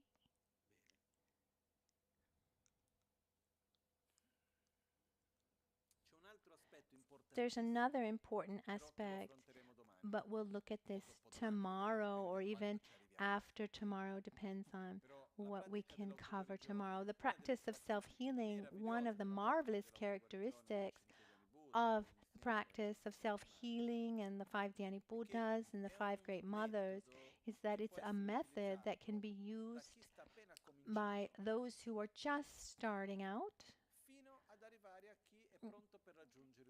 and though it can be used also by those who are just about ready to reach enlightenment. It's good for all levels. It's not a technique where one gets to a certain level and then needs to look for something else, because this technique has different levels of understanding. And recently what I've been trying to do and what I'd like to do in these days together is, in addition to doing the practice together, is to share aspects of the practice that are not explicitly revealed. In Tibetan, we have tixing, is that which is actually written, and there's also that which is there but is not explicitly explained. And so I'd like to share my own experience with the self-healing, because what's written is easier. It's what we can read, it's what we can see, it's what we can listen to. These are easier things to understand. But it's important to remember that the practice has many different levels. It's a wonderful method just to relax. It's a wonderful method to generate positive energy for oneself. To also being a wonderful method that will take you to enlightenment. There are many different levels that one can practice.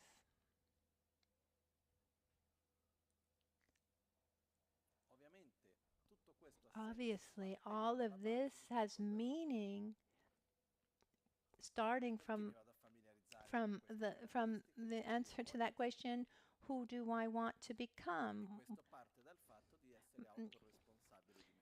So we need to start with being responsible for ourselves and direct ourselves toward the objective that we want.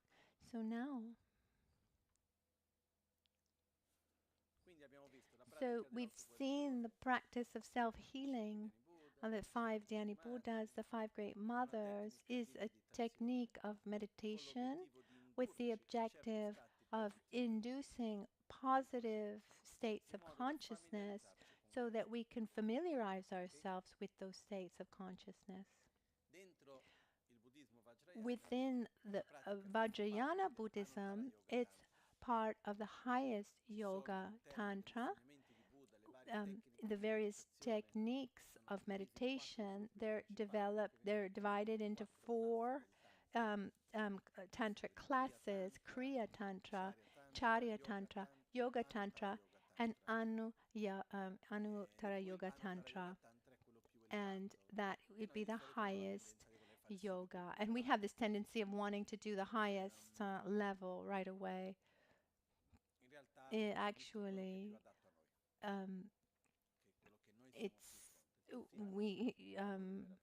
they're all marvelous. We need to do what is most adapted to us. Within the Anuttara Yoga Tantra, there's Mother Tantra, Father Tantra, and non-dual Tantra. It's divided into these three categories. Some people say that Father Tantra are the practices that use male divinities, and Mother Tantra use feminine deities, but that's not true. The main difference is that certain practices give emphasis to the transformation all towards the Buddhahood, but some use the emphasis of the transformation of the body and others the transformation of mind. Just in a few words. Gyulu and Ösel. In this case, Father Tantra gives emphasis to the transformation of the body, and the Mother Tantra, it's the opposite. Father Tantra is the clear light, the transformation of the mind. No, I think I'm a little bit confused, but self-healing has to do with non-dual,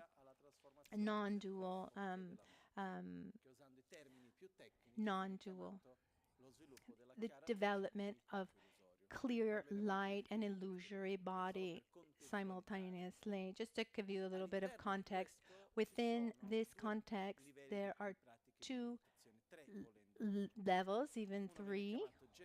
One is the frontal generation, and then there's the self-generation, Dagye, or there's the self-initiation. So if we take all the various practices that exist, those most well-known, like Vajrayana, Yamantaka, normally there's the frontal generation, self-generation and self-initiation. So the practice of So the NgalSo Tantric Self-Healing is a complete practice, also with the self-initiation. Just to give you a little bit of the context more formally, as I said before, the practice of self-healing can be understood on many different levels, even if apparently it can seem quite modern. Actually, it's extremely traditional. The non-traditional part is that Rinpoche somehow adapted its way, the melodies, etc. But in reality, it's extremely traditional as a practice, also because the tradition requires the adaptation to the mentality of those who would practice the yoga. I remember when Lama Ganchen Rinpoche started teaching the practice of self-healing for the first time at the beginning of the 1990s. First of all, there's an important aspect that we don't talk about often. Rinpoche said that the practice of self-healing, he would call it he would call it una terma of Drupo Lotsawa.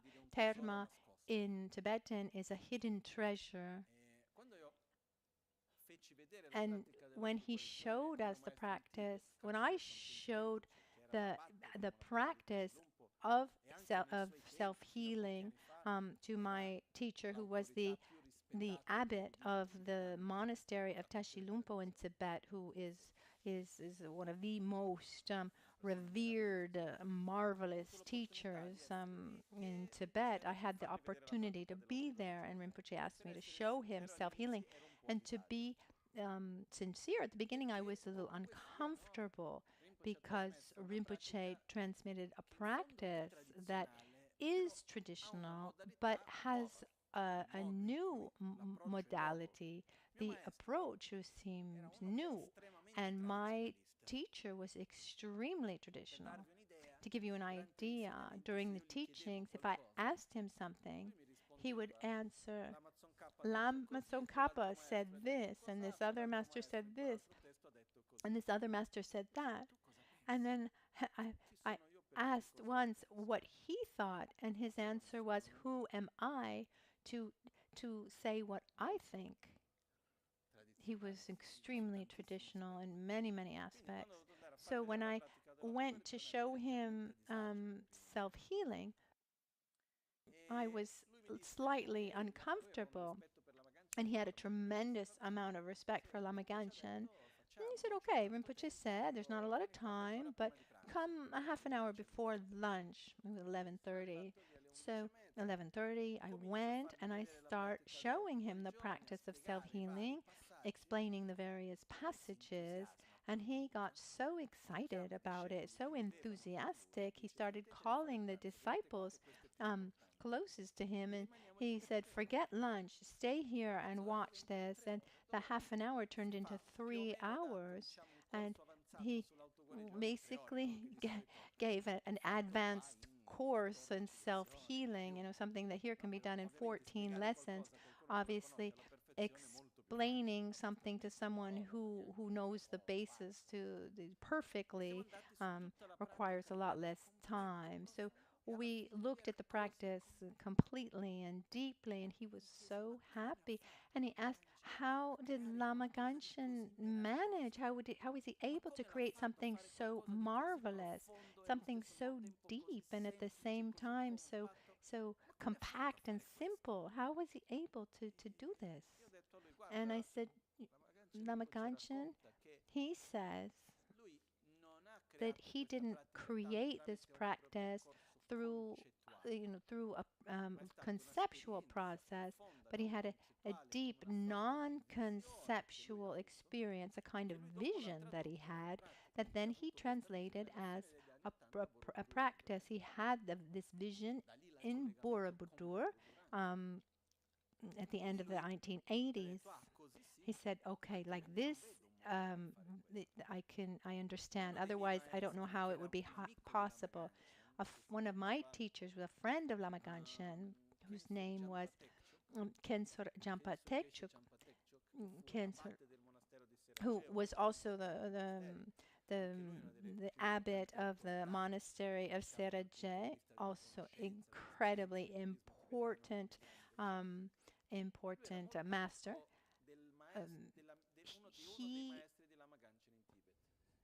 He was one of the last masters of Lama Ganchen in Tibet. And so when they were in India, they were good friends.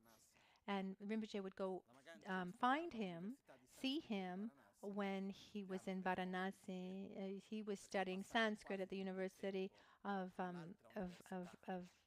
he was studying Sanskrit at the University of Varanasi. To study, not really, actually, he was spending more time at this he spent his time in another university where his other masters were studying like healing techniques and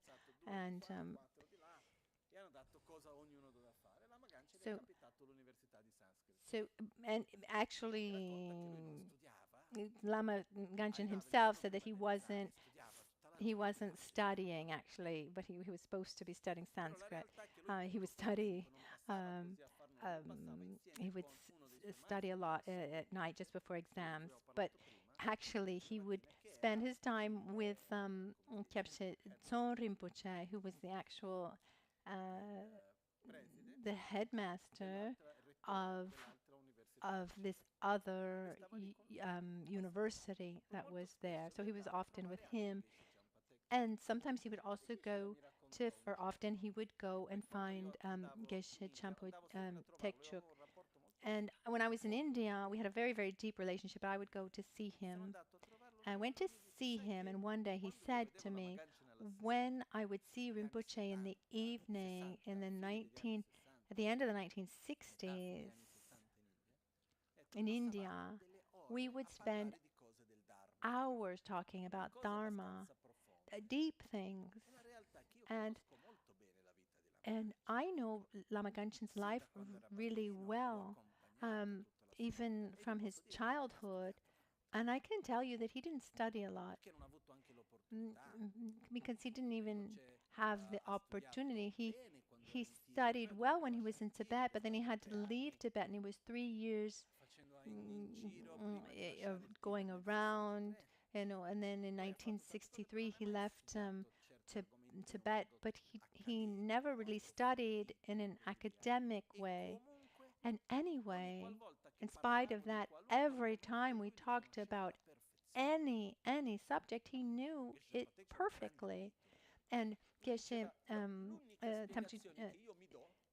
Tekchuk, he was a great sage, and he said the only way that this would be possible would be that he was bringing this information, he was bringing this from previous lives, and he would call Rinpoche Lama Ganchen one of the last Mahasiddhas. So when he created the practice of self-healing, he said, I didn't do this now. I created this many lifetimes ago, but at that time it was too forward-thinking for those of the time. So I kept it hidden in my mind stream, and going to Borobudur, as we talked about the seeds that germinate, that sprout, like going to Borobudur, all of that knowledge came forth.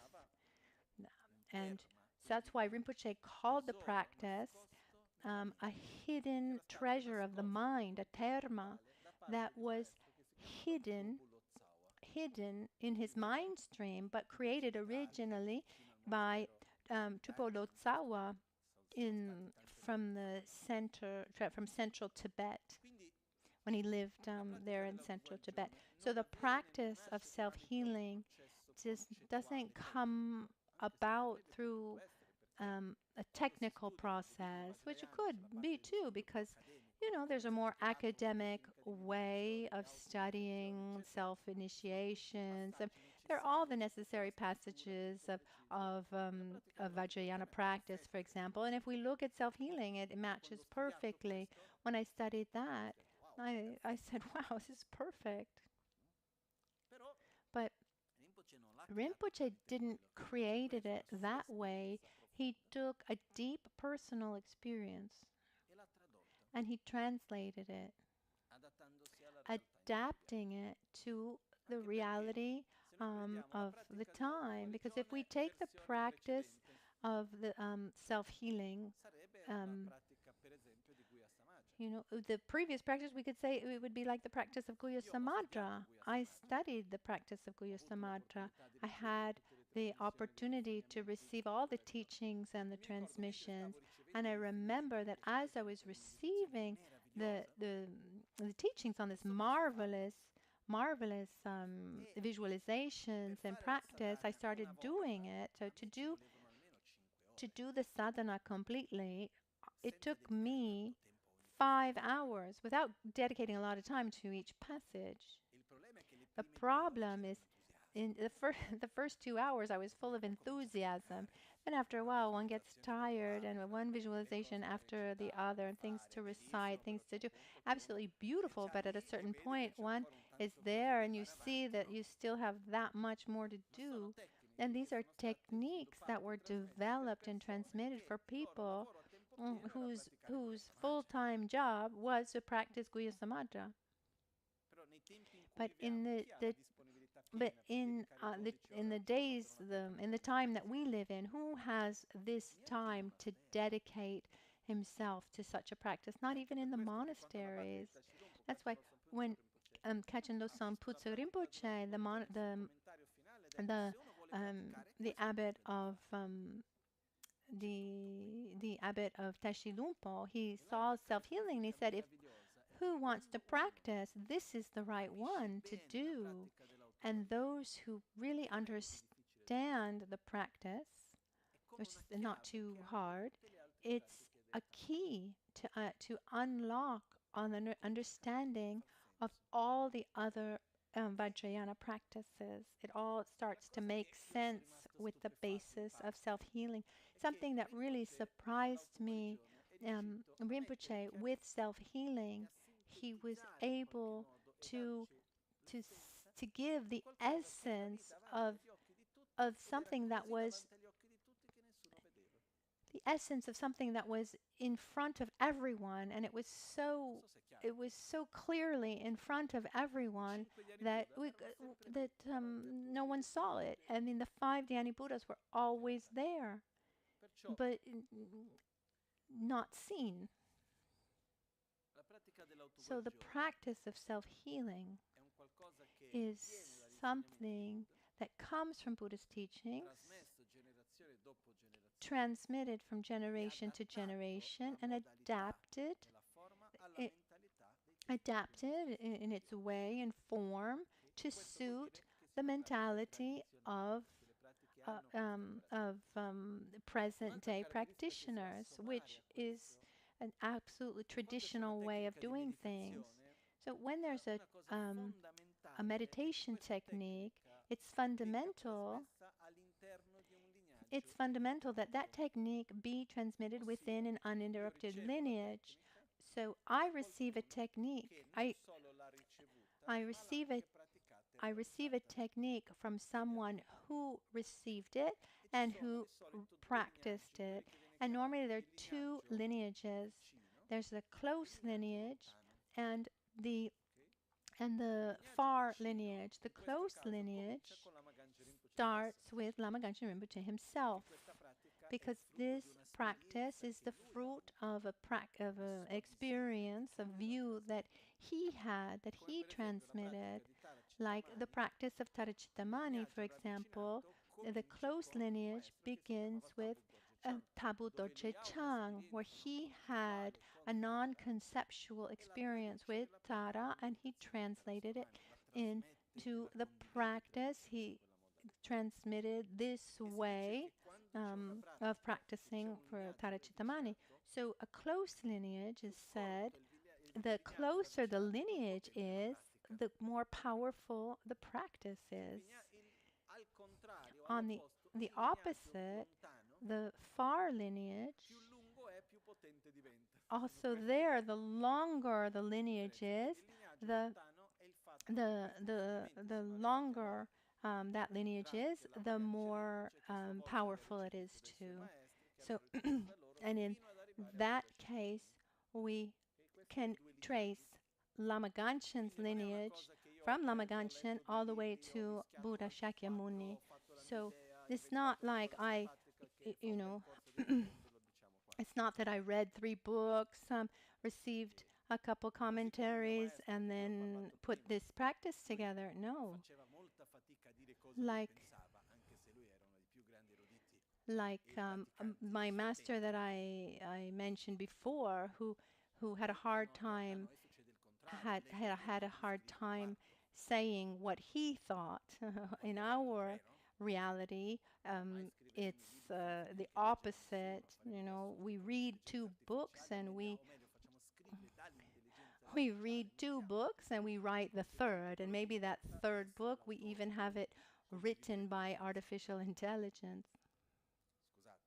Sorry if I'm a little critical about this. And in the tradition of Tibetan Buddhism, there is a tremendous amount of importance given to an uninterrupted lineage, a lineage that goes from generation to generation in knowledge and experience. And just a side note, just to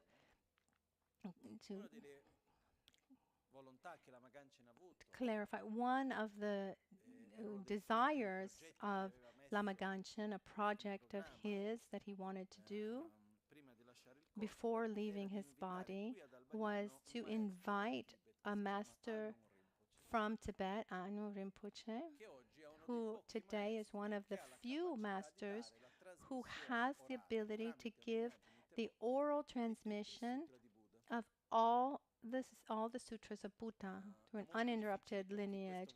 It's very difficult. This means to read out loud all the sutras. There's more than 100 volumes. And if it were up to me, it would take years to read them all out loud. And obviously, he who reads it needs to have had listened to it being read and all the way to Buddha, because for the first 300 years after Buddha's passing, his sutras, all of his teachings were originally only transmitted orally, and even after they were written down, this oral transmission continued. It takes about a month to give this oral transmission of all the sutras of Buddha.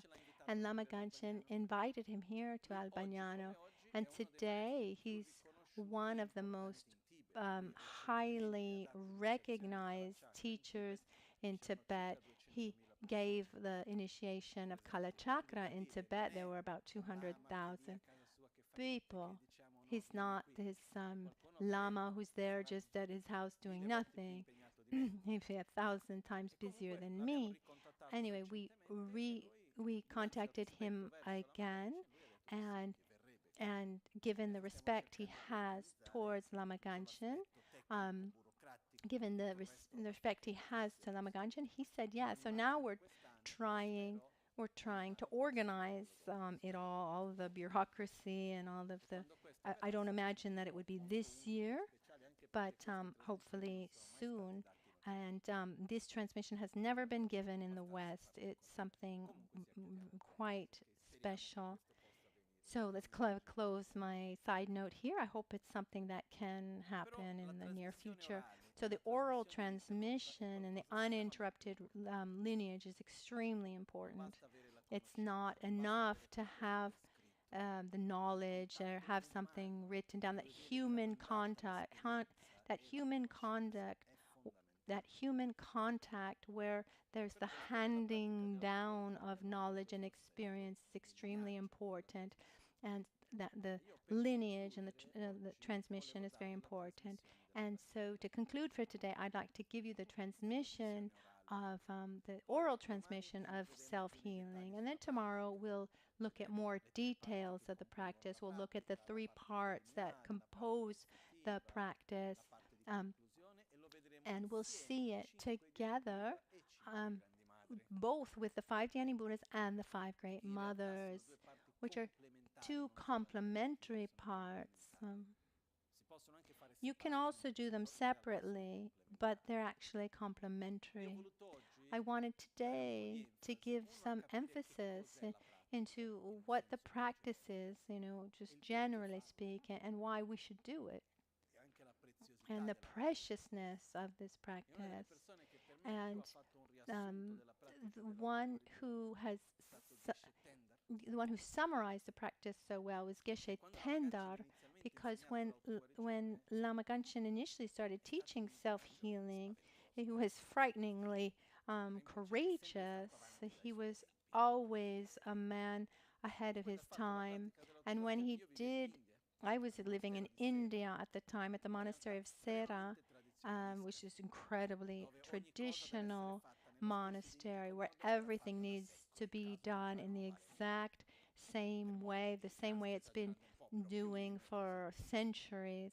And when Rinpoche went there, into the monastery, a reality of, a monastery of men, monks, and he, first of all, he did a kind of meeting,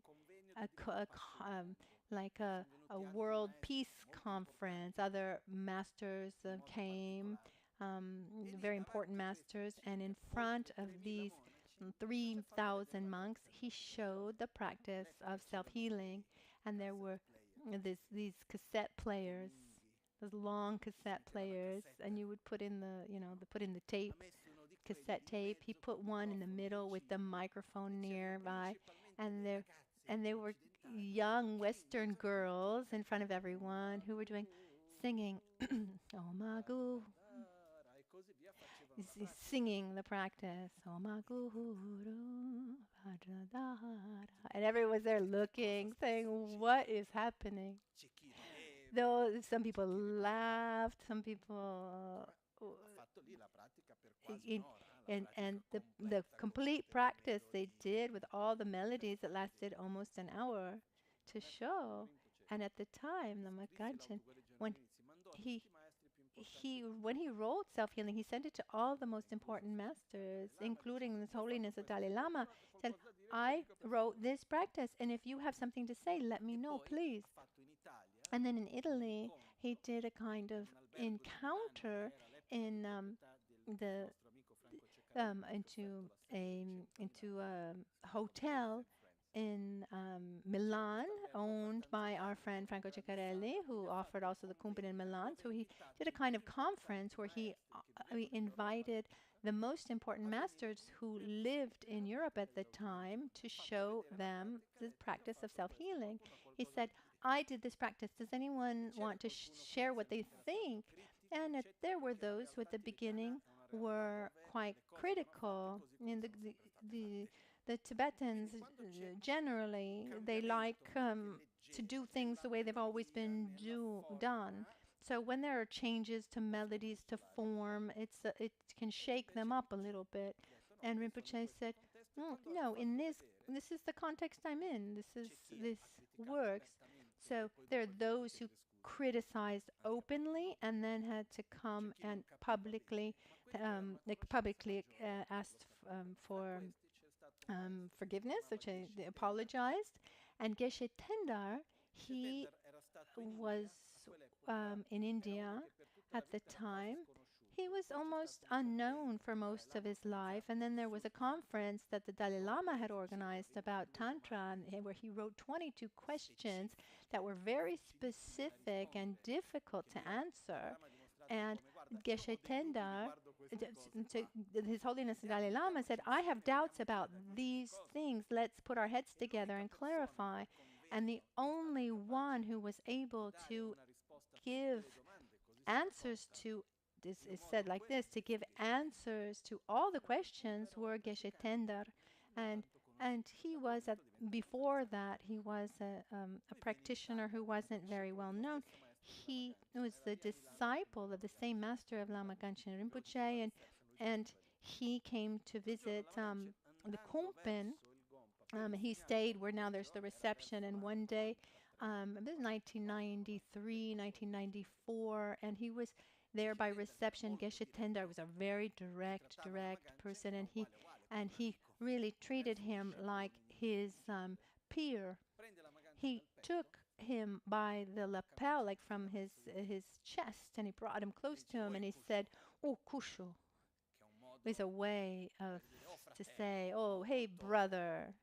Very affectionate, but also very direct. He said, "I understood what you did," making reference to the practice of self-healing. "You gave the root of your heart. Many will not understand and they will criticize, but don't you worry, I will answer on your behalf." And then at the time, he also added some things to self-healing, the order of the Om Mani Padme Hum. It starts with the left, and this is small things he added, just to say that it's a practice that has these marvelous characteristics, this ability to adapt to everyone's level, and the higher level, the higher the level of understanding and experience, the higher the value that was given to this practice when I showed it to them. And I really could see how great it is, how worthy it is. I say all of this. Chugi Chua Tempa is we're talking about the qualities. We're talking about the qualities of what we're about to talk about. This is traditional in the Tibetan teachings, so that we give value to what we're about to receive. So the whole story, the story about it, and then we'll get into the details of the practice. Something special too is that Lama Ganchen said, we're in modern times where we don't have time for secrets. Or rather, if we keep certain knowledge hidden, they will stay secret forever. We need to open up. And this is one of the criticisms that he received, was that he was revealing secrets. And what I realized was it's not true, because he did something in self-healing that's absolutely is marvelous. He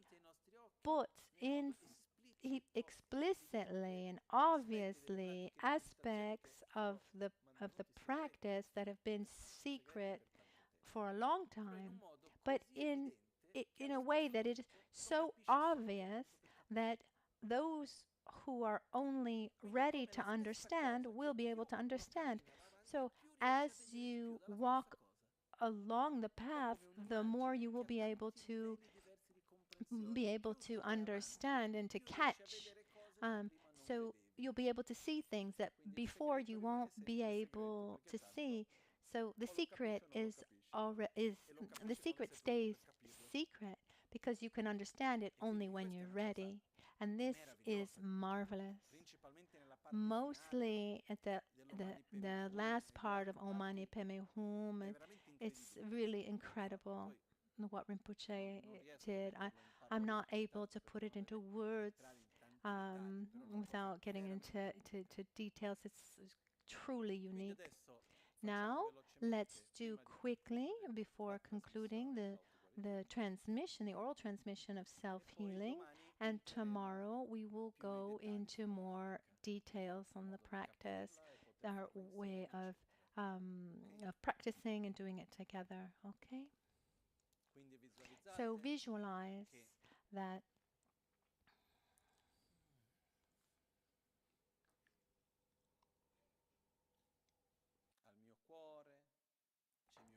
At my heart is my root guru, Lama Rinpoche.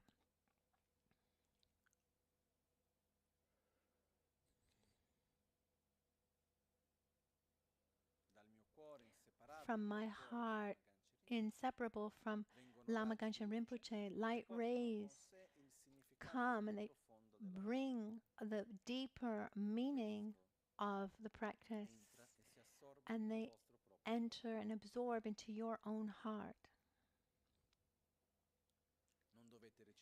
You don't need to recite. Please remain silent and receive the oral transmission of the practice. Namo Gurubhye, Namo Buddhaya, Namo Dharmaya, Namo Sanghaya, Namo Triratnaya, Sangye Chodam Soge Chonam La Janjo Bardo Danye Kepso Cheda Kechin Sogi Be Sonam Ke Trola Benjer Sangye Robrasho Simche Tamchen Dewa Dan Deve Gyudan Tembar Gyuje Simche Tamche Dunga Dan Dunga Ke Gyudan Rawa Gyuje Simche Tamche Dunga Mebe Dewa Dami Rewa Gyuje Simche Tamche Nirin Chadan Nidan Rewe Dan Yola Nepar Gyuje Simche Tamche Lusim Ke Dunga Leso Chin Rayu Lusim Dewa Dan Tembar Gyuje Simche Tamche Ngaza Topche China Nucho Koryo Tashi Zamani Girche Simche Tamchedan Zambolinge Genro Tata Chinangi Shidedan Tukun Tempra Kyur Che Tamche Duni Sashida Semala Somebadala de Danya Bendore Rashi Jamboni Gyushi Lada Miye Jebe Zangosa Shadan Yeke Trukon Sachirin Lana Meno Kikongi Gurchi Omo Namo Bhagavate Benza Zara Brahma Daneta Dagataya Arahate Samya Sambudaya Taya Tam Benze Benze Ma Teza Benze Ma Vidya Benze Ma Bodhijita Benze Ma Bodhi Manduba Sangramana Benze Sarva Karma Varana Vishodana Benze Swaha Kunjo Sumge Tempada Sangeda, Jojo Zembatam Jeki Jingela, Sony Yodo Bengada Jeboda Jeki Yenabata Jensangem, Gabetoki, the Shenyo Kurche, Malosum Jekungi Kungi to the Punjami, the Jonsalanga Malo, Yanda Gingabet, Negorjan, the Cheso. Goson Gubegone Jansalong Jan to Chobamalobeto, Meneza Dito Damjaki, Parkiwa Kunda Jera, Subject Jogo, the Shengawa Janjo Chembro, the Shengawa Janjo Chembro. Sashi Pukichu Shimitorari religion in the game, but the Sangishin to make the work Drogonam, the Shinla Chopra, show Yedam Guru Ratna Mantrala, Kam Niryata Yami Lojo, Samapaki Rajabaduja, Temperane Yarmada Pekiro, Sambe Project, Panelami Javazova, the Oma Guru Bajadara, Soma, the Monisha Zanekarma, the Bratanish River, Samania Sarva City Home, Oma Guru Buddha City Home. Yam Ram Lam Bam, Ho should so, Eo should so, Yamo should so, Ramo should so, Lamo should so, Bamo should so, Yam Ram Lam Bam, Ho should so, Ha, Pamlepema Jango, Pamlepema Sarva Pam, Homosobawa should, Sarva Dharma Sobawa should, Hang. Pamle Pema Jango, Pamlepema Sarva Pamlepema, Pamlepema Marva, Pamlepema Carpo, Om A Hun Tramri. Rile Naza Dorje Jangure, Tamle Nurbose Putra, Hule Dorje Ombo Hon, Alepe Mamarpo A, Omle Corlo Carpo, Corlo Naza Dorje A, Pemache, Dorje Hon, Dorje Mikio, Dorje Tram, Nobo, Rincho Dorje, Re Naza Dorje Tunyo Dorje, Lama Tunyo Dorje Kio, Mamoga Sidi, Hon Lama Rinchon Dorje Kio Maratna, Sambava, Hon Lama Mikio Dorje Kio Makshobia, Hon Lama Che Dorje Kio Mamitaba, Hon Lama Nanze Dorje Kio Maveiro Chana Hon. Rani ke cheke dorje chantu kyur omani peme hum omani peme hum omani peme omani peme omani peme omani peme hum omani peme hum omani peme hum omani peme hum omani peme hum omani peme hum omani peme hum omahasuka hum omahasuka hum omahasuka hum omahasuka hum omahasuka hum Omo Bishwa Shanti hum Lama Kunjo Sona Kepso Chirani Lase Dori Sone Chodonga Chosonye Chotata Donke Chokundu Chishin Rotenji Dorna Ditsu Namkar Gewe Tsochine Sabate Nyordada Norbu Panzo Shambala Kene Lame Lamge Remba Tarchin Sho Omo A Hompe Omo Hung A Tumi Chive Tsema Tongana Temi Lamigo Dorjeko Seva Tone Chita Bajote Chimerik Nyordo Topra Sho Nimo dele tsendele nime kuyandele shi ninsen tautu dele pe kuncho sumki chingi lo kuncho sumki ngon rupso kuncho sumki trashi shon.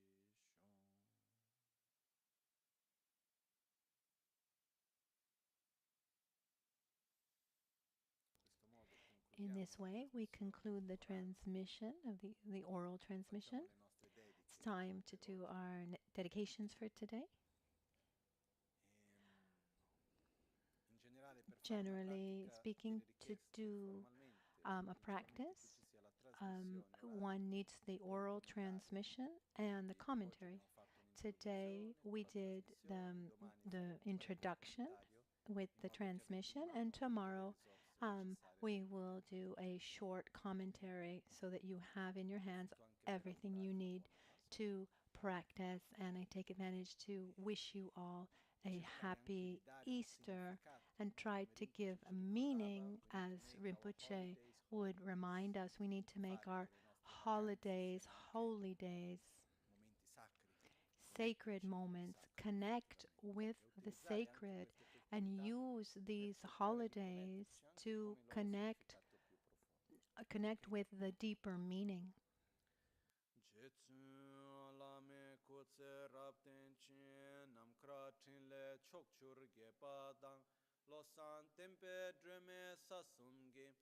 Drove Michel Tauto ne Gyurchi Kewakunto Yanda Lama Dang Cheki Pela Longche Chin Sadan Lamge Yunten Rabzo ne Dorje Change Kopa Nyur Tob Sho Nimo Dele Tsendele Nime Kuyan Dele Kshin Ninsen Takto Dele Pe Kuncho Sumki Chingilob Kuncho sumke ngodrubutso, kuncho sumke tashisho.